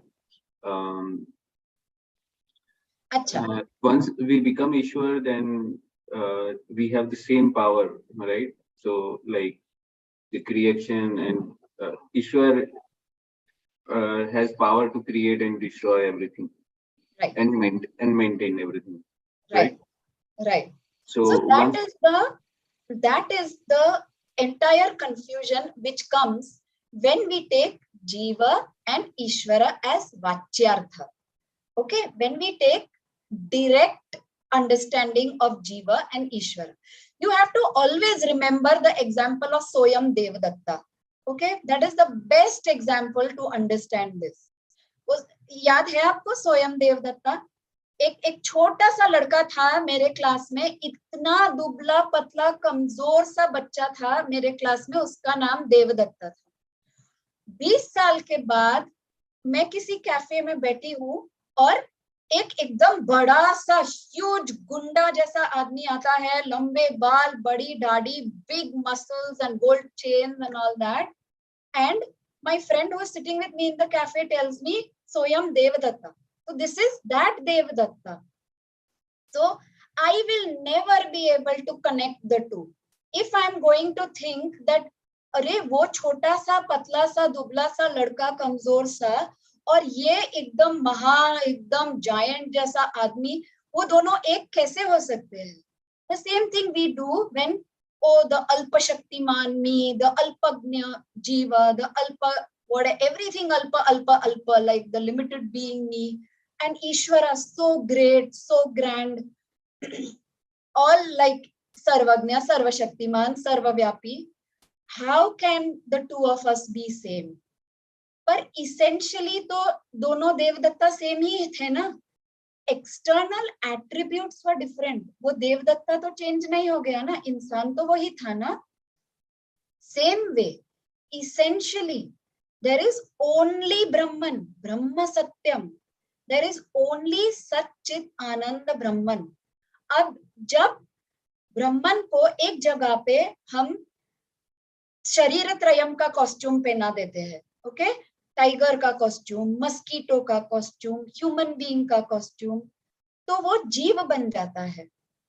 and when that Brahman itself, that Sachchidanand Brahman wears Maya costume and presents itself as this Jagat or as Vishwarupa Ishvara, the Karana, the Jagat Karana Ishvara. When that Brahman wears Maya costume, we call him Ishvara. तो अगर directly देखेंगे, जिसे हम कहते हैं वाच्यार्थ लक्षण देखेंगे, तो दोनों के ऑपोजिट होंगे, डायमेट्रिकली ऑपोजिट होंगे, अलग भी नहीं, ऑपोजिट. पर लक्ष्यार्थ देखेंगे, what is the implied meaning, ये कॉस्ट्यूम के अंदर क्या है, वो देवदत्त के शरीर के अंदर कौन है, तो वो एक ही है. So essentially jiva and Ishvara are one and the same, and both the costumes are temporary only. Maya is also temporary and Shariratrayam is also temporary only. Both are mithya. So both are going to go away only. Essentially जो रहने वाला है is going to be the Satchidananda Brahman only. ये हुआ clear? Yeah, yes, thank you. So this thing, no, it is very difficult to assimilate. तो इसको जितना ज्यादा हो सके ना, स्वयं देवदत्ता प्रैक्टिस, निधिध्यासन, मेडिटेट, जब भी टाइम मिले 5 minutes 10 minutes, meditate on this oneness, okay, and remember these two words. वाच्यार्थ अगर देखेंगे, वाच्यार्थ लक्षण हमेशा अलग होंगे, ऑपोजिट भी होंगे, लेकिन लक्ष्यार्थ we are one and the same. The implied meaning, the implied understanding is Jiva and Ishvara are essentially same. Their costumes are different. Bas. Right. Ma'am, Yes. हमारे जो वेद और शास्त्र है उनको एक्चुअल फॉर्म में समझना शायद इम्पॉसिबल है हमारे लिए, Right. ठीक है. उसके लिए हमारे जो भी संत या महापुरुष थे, उन्होंने अपनी समझ के हिसाब से उसको ट्रांसलेट किया है, उसमें एड ऑन किया है या उसको फिल्टर किया है. तो जो हम पढ़ रहे हैं, सीख रहे हैं, उसमें कितनी सच्चाई है. जैसे भागवत गीता का भी डिफरेंट लोग डिफरेंट मीनिंग आती है. जो बिजनेस गुरु है वो अलग मतलब बताते हैं, स्पिरिचुअल गुरु अलग मतलब बताते हैं. इवन महाभारत रामायण में भी काफी फैक्ट्स मिसमैच होते हैं. ओके, तो सबसे पहले श्रुति, स्मृति, पुराण. So the hierarchy is like that. उसमें भी it is mentioned in the Vedas that if there is any point where the Smritis or the Puranas, any other literature, when it contradicts with the Vedas, with the Shruti, then you have to take what the Shruti says. Okay, because Shruti is the Apaurishaya Pramana. It is given by Ishvara. That is the authority. Okay, now Smritis, Puranas, they were also given by exalted acharyas, exalted rishis. Okay, so the scope of Purusha Buddhi dosha is less. The thing is, the base is everything. The knowledge is taken from the Shruti only. Ab kya hota hai? Yes. From that, there are different darshanas which have come out, different schools of thought, which, so जैसे द्वैत दर्शन हो गया, योग, सांख्य. So there are different darshanas of the same Vedas only. So like you are saying, different interpretations. But then you use your buddhi. Okay. So again, Shankaracharya, he what do you call? He propagates. I don't know whether it's the right word, Molly, but he propagates Advaita Vedanta. Okay. So then there are other acharyas of the same level. Okay, great acharyas who talk about Dvaita Darshanam also. We talk about Jiva Ishvara Aikyam. They talk about the same Vedas. They look at it in a different light. Now, I haven't spoken to my gurus about this, but personally, I feel that if I have really prayed and asked for a guru, and if this has come to me, and after immense study, after immense mananam also, it is not that I cannot blindly believe anybody. After immense intellectualization also, if this thing, Advaita Vedanta, Shankar Bhashyam, if Shankaracharya's commentary, if I am able to accept it, then I will accept it. I will not go around, reinventing the wheel. I will not go around that, nahi, main pehle Shruti padhungi. I will try to understand the Shrutis. Then, ये एक जन्म में possible ही नहीं है. अगर अभी ये जन्म में भगवान ने मुझे ये दिया है, I will gracefully accept it as prasad. Yes, but if tomorrow I come across, or any of you come across, a complete intellectual explanation which negates this understanding, which negates your study, then that moment have that much of intellectual honesty that you can give it up. That you can give it up and you can say that, okay, what did Mandan Mishra do? He was a Dvaitin, right? If you know the story. यही पूरा शंकराचार्य के साथ debate हुआ, और वो कितने बड़े थे शंकराचार्य से. वो मोमेंट पे वो शंकराचार्य के शिष्य बन गए.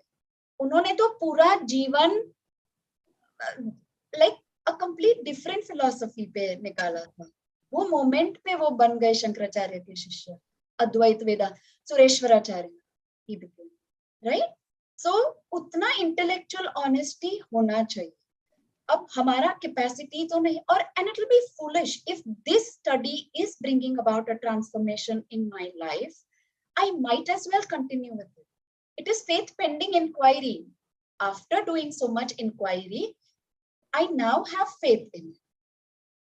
After that also tomorrow, if someone can do something like what Shankaracharya was able to do with Manan Mishra, I'm absolutely, and we all should be absolutely open to it. But that doesn't mean कि कोई आके कुछ भी बोल दिया और हमने वो सब सुनना शुरू कर दिया, वो सब मानना शुरू कर दिया. Have that shraddha in your own study. So that is a prerequisite. Okay, sadhana chatushtaya mein shraddha, guru vedanta vakyeshu vishwasah, that is the definition. So that is a prerequisite to gain jnana. Without that shraddha, it will not come.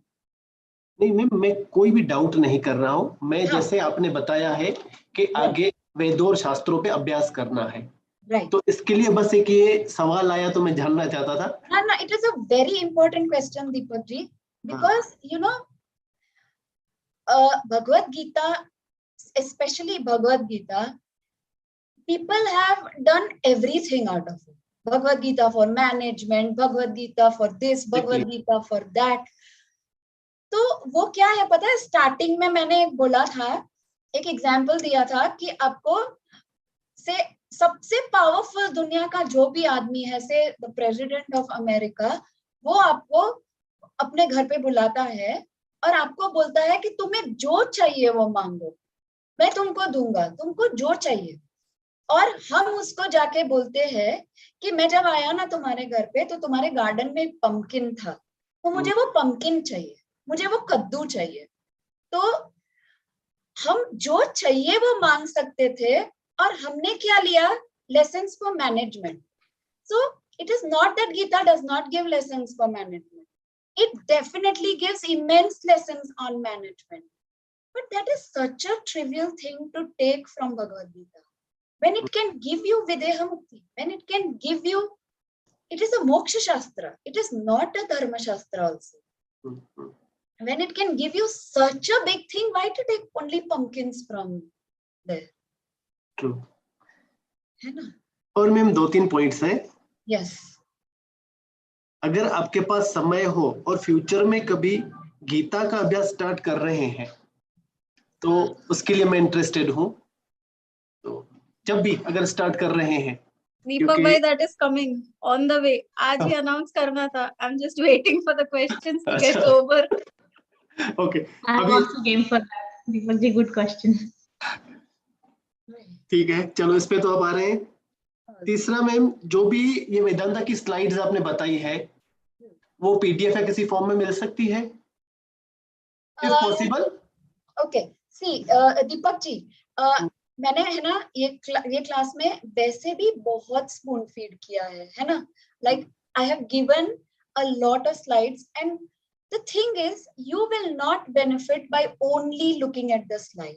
You will have to look at them in the context. So our classes are available. Molly has been so kind, like they are open for everybody. तो आप जब, और उसके ऊपर topics भी लिखे हैं, प्रेयल ने एक क्लास पे एक टॉपिक लिखा है. तो अगर आपको ये टॉपिक पे डाउट है तो वो टॉपिक का जाके क्लास सुनिए, and you will get your slides in that. All the slides are there. You can take screenshots. I have no problem with that. Right, ma'am. Right? Done. Yes. Other questions? Itachi, you had your hand raised. Do you want to go first? I'll go after that.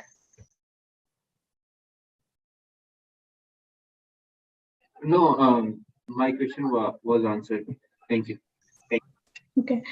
I don't have a question. I probably just wanted to add to what Deepak ji was, questioning, or he asked whether if this is true or not. Deepak ji, my personal experience, I think it is very experiential. The two things that Charvi ji explained us as a whole crux of the whole thing was one, जो हम करते हैं वही अपने जो हम करते हैं मतलब that's our karma phala.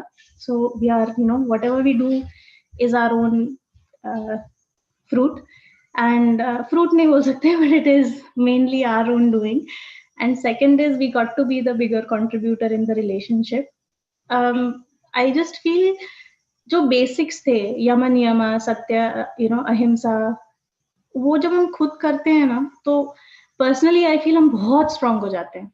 मतलब that character building is so strong that everything else doesn't matter. तो वो एक बहुत एक्सपीरियंशियल थिंग है कि जब मैं कुछ भी हो जाए, I am able to manage those 5 yamas and niyamas at least जितना हो सकता है. I think that's very experiential. फिर लगता है कि obviously it is true. कोई और benefit नहीं हो रहा, सिर्फ मैं benefit हो रही हूँ इससे. तो और जब हम झूठ बोलते हैं तो वो जो weakness develop होती है वो भी बहुत experiential है. So I think it is very experiential only, and then you just feel that okay, this is just about me and making me strong in the whole process. And of course, being a bigger contributor in the relationship is the same thing. Any relationship, rather. And you know what, Prayal, when you yourself benefit, no, when you say that nobody but I alone am the benefiter, you actually become a channel. You don't remain that thing. So channel में क्या होता है, अगर किसी pipe में से पानी जा रहा है तो पाइप तो गीला होगा ही ना. Channel definitely benefits, but then that channel benefits everyone around also through osmosis. It just happens. So Probably yes, that is part and parcel of our probably result out of it, definitely. But just that personal strength that you gain, ki you sort of feel a little invincible and a lot more stronger. Ki if I am right, then nobody can do anything. You know, and I'm much stronger. absolutely, absolutely. Yes. So I still have something more to tell you, maybe 7 minutes more. But yes, I would love to take. So today we don't have any time limit. I would love to take questions if you want to go. Like you're free to go.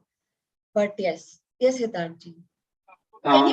Yes. I don't have a question, but I have one positive experience from this course. Yes. Recently, I was in Bangalore, and I was all of my colleagues.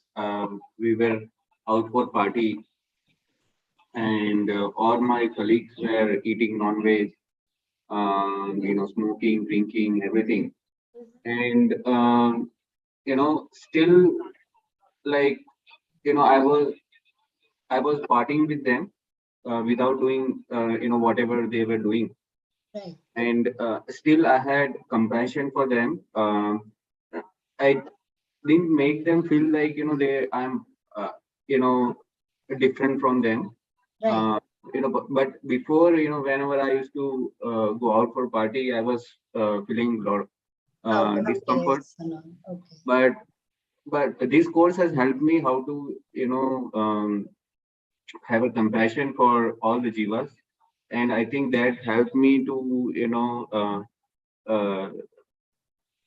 create a friendship with those people who are not like me.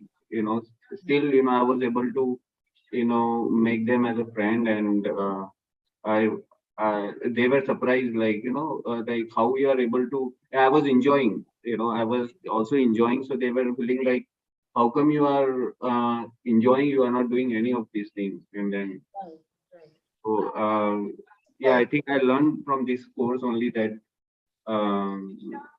that how to be compassion for have compassion for all the jivas. And yeah, another good thing that will happen is over time, through your example, there might be transformation in so many other people whom we don't even know what kind of. So we don't need to teach, we don't need to preach. Just through example, the changes will start coming. so Right. thank you so much. So let's, before we conclude the course, I want to quickly go through what we should be doing every day in order to attain moksha. हाँ, every day का एक timetable जैसा कि ये तो करना ही चाहिए. So I'm sorry, I'm going to take some more time. And yeah, so before we get into any practice, हाँ, कोई भी साधनास में उतरने से पहले सबसे पहले तो धर्म फॉलो करना है. अगर कभी भी खुद को रिमाइंड करना है ना, तो ये लास्ट के जो भी 5-10 मिनट है ना, YouTube पे वो एक बार सुन, like try and re-listen to it, so that it is like a what do you call a quick reference kind of a thing. हाँ, तो कि ये तो करना ही है, ये तो रोज करना ही है, वैसे. तो सबसे पहले धर्म तो फॉलो करना ही है. आत्मनि प्रतिकूलानि परेशान न समाचरेत. Right? Don't do to others what you don't want to be done unto you. ये तो सबसे पहला रूल, ठीक है? And never be only on the receiving end in any relationship. हम कोई भी रोल प्ले कर रहे हैं, mamma, daddy, children, teachers, employers, employ, कोई भी रोल प्ले कर रहे हैं, no matter what, do not be only on the receiving end. Okay? सिर्फ लेते रहना नहीं है. Get into the practice of giving back. Try to always be a bigger contributor in all your relationship. Once you try to be a bigger contributor in any relationship, no, you will see how things change for the better. So if you are a wife or a husband, let there be a competition among you on who can be a bigger contributor. और ऐसा नहीं है कि same चीज पे contribute करना है. Okay, maybe the wife is earning, maybe the husband is taking care of the house, or the other way. पर कुछ भी चीज में make sure you are the bigger contributor in whatever you can contribute. ठीक है? If you are a child or a parent, try to think of what you can give rather than what you can receive from the other. If you are an employer, try to see what you can do for the benefit of of your staff, rather than just trying to get work done out of them. Okay, they are not just instruments to do your work. Try to see how you can benefit your employees also, how you can benefit your staff also. If you are an employee, give your best to make your organization progress. Okay, think of that higher good, what you can give to the society by doing that work, what you can give to your organization by doing that work. If you are a teacher, give all that a student requires to grow. Give much more beyond your scope of work. मतलब ऐसा नहीं है कि नहीं मुझे तो सिर्फ यही देना है, इतने पैसे में सिर्फ इतना ही मिलेगा. Give whatever is necessary for in your scope, in your shakti, whatever you can do for the benefit of the student. If you are a student, make sure that you give back yatha shakti to the teacher. You know, I see in today's generation, the respect for teachers amongst the kids, I see it has really reduced, and it is such a sorry state. Whatever, like, I remember our time, we used to like revere our teachers. We used to respect them so much. We still have such a special place for our teachers in our hearts. That is going today. Students really take teachers for granted. So if we are a student, make our children also get into that practice to give back yatha shakti to the teacher, to give that respect to the teacher. So for whatever jnanam, whatever paravidya, aparavidya, whatever you have received knowledge, give back. If you are a citizen, very important, please do whatever is possible from your end for your country. And we are all global citizens. From whatever our end, yatha shakti, do for the country, for this earth. Basically, हम ऐसे सोच के नहीं करें कि उनके लिए हम कर रहे हैं. It is literally for yourself that you are doing this. This giving back is to free yourself from that debt.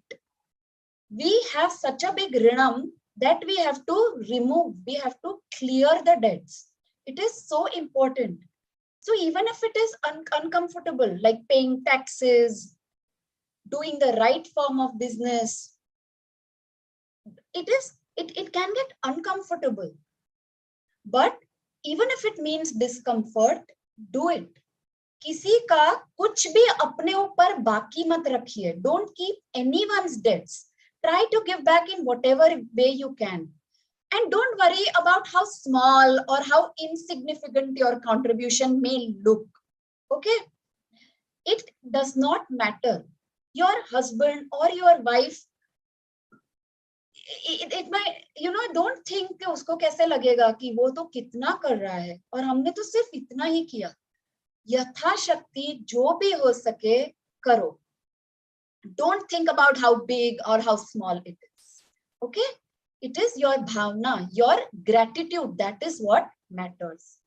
So all of us need to get into this practice of giving. This habit has to be cultivated. Without this habit, chitta shuddhi is not possible. Without this, we can never get freedom from raga, dvesh, ahankara, mamokara. So start small but be consistent. तो एक संकल्प ले लीजिए कि रोज का 5 रुपया, no problem, कितना भी हो, 5 रुपया, 10 रुपया, whatever you are comfortable with, उतना दान किए बिना I will not sleep. And so don't any kind of sankalp. It need not be with the danam. It could be any kind of danam. So you don't take this practice of giving for granted. Krishna has repeatedly said in the Gita, he has repeatedly emphasized on 3 things: yagna, dana, and tapa.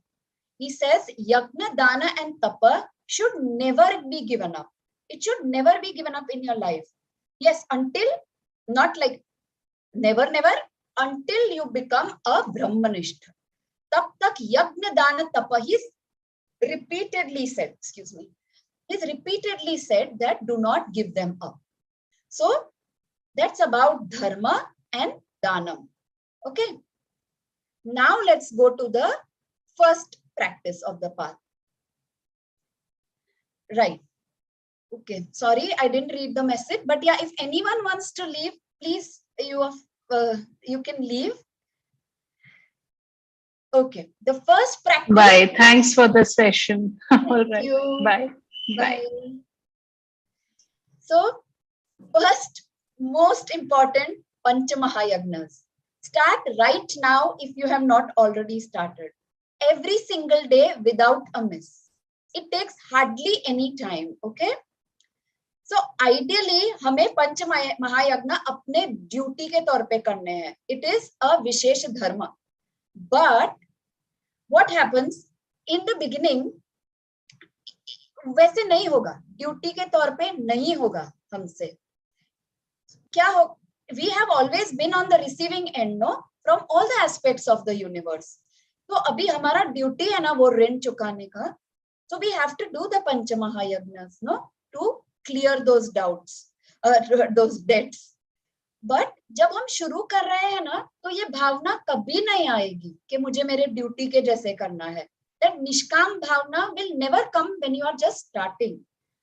It is okay if you are not able to do them as a feeling of duty. To begin with, you can do it with sakam bhavna. No problem. Okay? Do it with a desire to attain something out of it.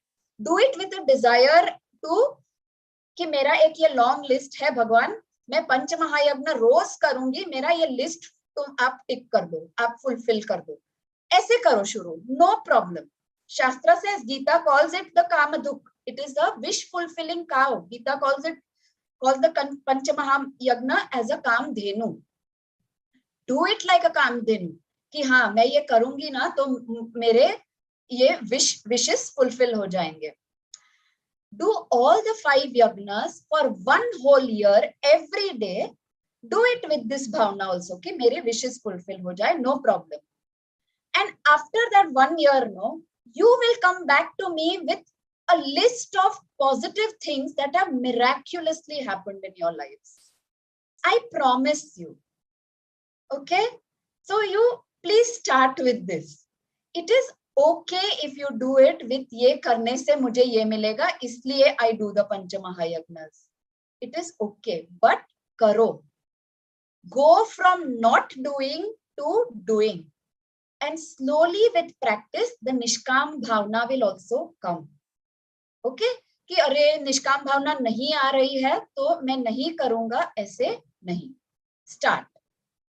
And I'm not going to elaborate on the Pancha Mahayagnas because we have like repeatedly spoken about it.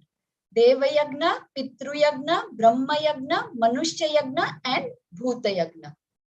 Keep a chart at home or office, on a tag board or on your phone, and make sure that before you sleep every night you tick all the 5. ठीक है, बहुत simple है, वो हो जाएगा.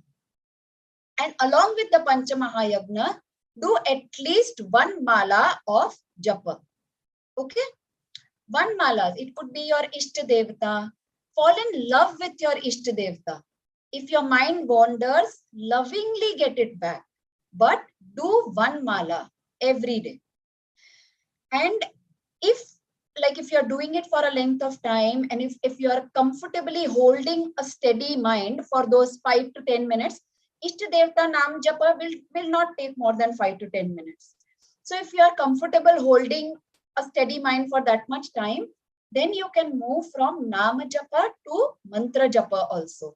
Or along with Nama Japa, you can add Mantra Japa. Okay, it will be very powerful.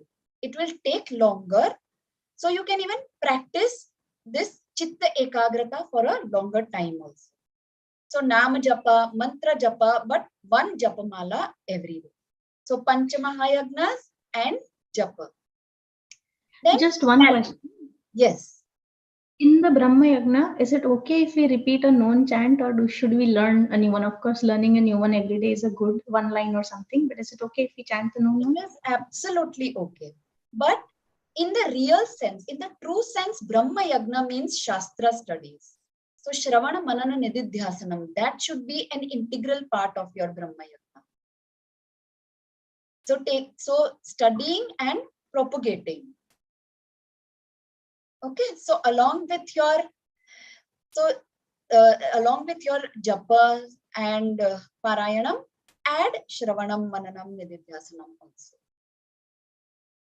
Okay. Yes. Uske baad values. So remember which were the 5 yamas, which were the 5 niyamas. Ek chart diya hai. I have sent it on the WhatsApp group also of all the good values and of all the bad traits to avoid. Keep on referring them, keep them somewhere, print them and put them on a tag board so that they are there, accessible. कि ये करना है, ये नहीं करना है. ठीक है? Then कर्म योग. सबसे पहले take a संकल्प that I will not do any निषिद्ध कर्म. ठीक है? Take a संकल्प कि एक मच्छर भी नहीं मारूं. Even how do you know it's a malaria mosquito? Don't kill a mosquito. It's okay. Just try and shoo it away, try and push it out of your house, but don't kill. So Nishiddha Karma, simple rule. I will not do to anyone what I don't want to be done to me. ये एक simple rule Karma Yoga में सबसे पहले. And the first step to start is with Sakam Karma. Do Sakam Karma. कि ठीक है, मैं office जाऊंगा, मुझे ये सब मिलेगा. That is a sakam karma. Do sakam karma with ईश्वर अर्पण भावना. कोई भी सकम कर्म, काम्य कर्म हम कर रहे हैं, offer it to ईश्वर. भले हमें उसमें से हमारा ही बेनिफिट होने वाला है, हमें ही सैलरी मिलने वाला है, कुछ भी. मूवी देखने जा रहे हैं, हमें एंटरटेनमेंट मिलने वाला है, ईश्वर अर्पण. एवरीथिंग ईश्वर अर्पण. ठीक है? Start with that. That is the first step. मतलब कोई भी काम शुरू करने से पहले टेक अ संकल्प that I am doing this work as an offering to ईश्वर. Office work, school work, home work, domestic chores, कुछ भी. Going to the restaurant, watching movie. Start with mentally saying, एक प्रैक्टिस की O God I offer this karma to you. Then slowly ये थोड़े time तक करेंगे ना, उसके बाद graduate to the second level. उसमें जो भी फल मिल रहा है उसे ईश्वर प्रसाद भावना से लेना है. That is the second stage. Result अच्छा है, बुरा है, जैसा भी है, practice accepting it with prasad bhavana. Then graduate to the third level. Start doing more and more activities which are selfless activities. सकाम कर्म के साथ, सेल्फिश कर्मों के साथ थोड़े सेल्फलेस कर्मस भी ऐड करते जाइए. Start doing slowly little paropkara karmas, and then increase these nishkama karmas, increase the paropkara karmas. Do them also with prasad bhav. So धीरे धीरे बेबी स्टेप्स में, कर्मयोग में भी बेबी स्टेप्स में आगे बढ़ना है. This will give us चित्त शुद्धि। मतलब जो वो टब है ना जिसमें पानी भरा हुआ है, जिसमें रिफ्लेक्शन आ रहा है सन का, वो टब क्लियर हो जाएगा, the impurities will go away, तो हैप्पीनेस अपने आप बाहर आएगा ना। Experiential happiness will be more and more the more you get chitta shuddhi through karma yoga। and upasana yoga bhi karna hai, so simultaneously work on kayika, vachika and manasa tapas, moderate fasting, so moderation of everything as far as kayika is concerned। vachika में भी हमने बहुत detail में study किया है, and मानस अंश, तीनों तपस करने ही है। So through this what happens, the more the tapas you do at all the three levels, that strict discipline will start coming. Tapas is also a part of the niyamas, right? So you will get more and more chitta ekagrata। तो उससे क्या होगा, वो जो पानी का turbulence था ना टब में, जो turbulent water, that water will start getting still and still। So the mind will become so calm, so steady that then that happiness will again, it will reflect clearly। So it will be free from conflict, free from disturbances। So so these are the things। and उसके बाद साथ में श्रवणम, मननम, निदिध्यासनम तो करना ही है, भले 5 minutes, पर वो 5 minutes का एक नियम बना दीजिए। Okay, don't miss। It's okay if you don't do for an hour every day, it's not possible, do it for 5 minutes, but increase it slowly, right? So पहले जो निदिध्या, जो उपासना योग में हम मेडिटेशन करते हैं ना, so that is for preparing the mind, nididhyasanam is for making it stronger। So these are the things which I wanted to tell you। So now with sufficient karma and upasana yoga, we would have attained sadhana chatushtaya, will be ready for jnana yoga, and we will slowly assimilate the jnanam also। So this is going to be our journey towards gaining atma jnana। Now before I conclude, one very, very last statement, very last revealing statement I want to give. This 1 year long course, I will end with this revealing statement कि beginning of the course से we have been establishing the fact that knowledge liberates us, और through atma jnanam alone we can gain moksha। यही हम बोल रहे हैं ना पहले क्लास से कि moksha is the highest purushartha which can be attained only through jnana yoga, by getting knowledge, right? But this statement is a bit untrue, okay? The fact is that it was important to give this statement in the beginning to bring you to this level, okay? But the fact is that knowledge does not need to liberate us, because according to Upanishadic teaching, the ultimate revelation is that liberation is not a goal only. It is not a goal to be accomplished at all. Liberation is our own intrinsic nature. It is a siddha vastu. It is not a sadhyam. We are already liberated. We don't have to reach liberation. Okay, we don't have to attain, we don't have to gain moksha. We are nitya muktas. We are already liberated. What needs to be done is we just need to claim this moksha by removing all the other misconceptions, by removing all the other identifications, by looking at ourselves without the Shariratraya costume. So moksha is an already accomplished fact. It is only a matter of owning up. It is only a matter of knowing. So the Upanishads clearly say that knowledge alone is the means of liberation, but knowledge also does not accomplish liberation for us. Knowledge just reveals the fact that liberation is an already accomplished fact. ये तो है ही अपने पास. There is a beautiful doha by Kabir Das ji. Please bear with me for this last doha. Here. So it is so beautiful. He says, Lehri dhoonde neer ko. You can see my screen, right? Lehri dhoonde neer ko, kapda dhoonde soot. जीव जो ढूंढे ब्रह्म को, ये तीनों ऊत के ऊत. Means he says that Lehri means a wave searches for water, a fabric that searches for the thread, and a jiva that searches for Brahman. All these three are fools. The existence of the wave is only because of water. उसमें ढूंढना क्या है? मतलब wave को पानी में ढूंढना क्या है? उसका एग्जिस्टेंस ही पानी के वजह से है. केवल जानना है कि मैं जो लहर हूं, मैं जो वेव हूं, I am non different from water. The existence of the fabric is only because of the thread.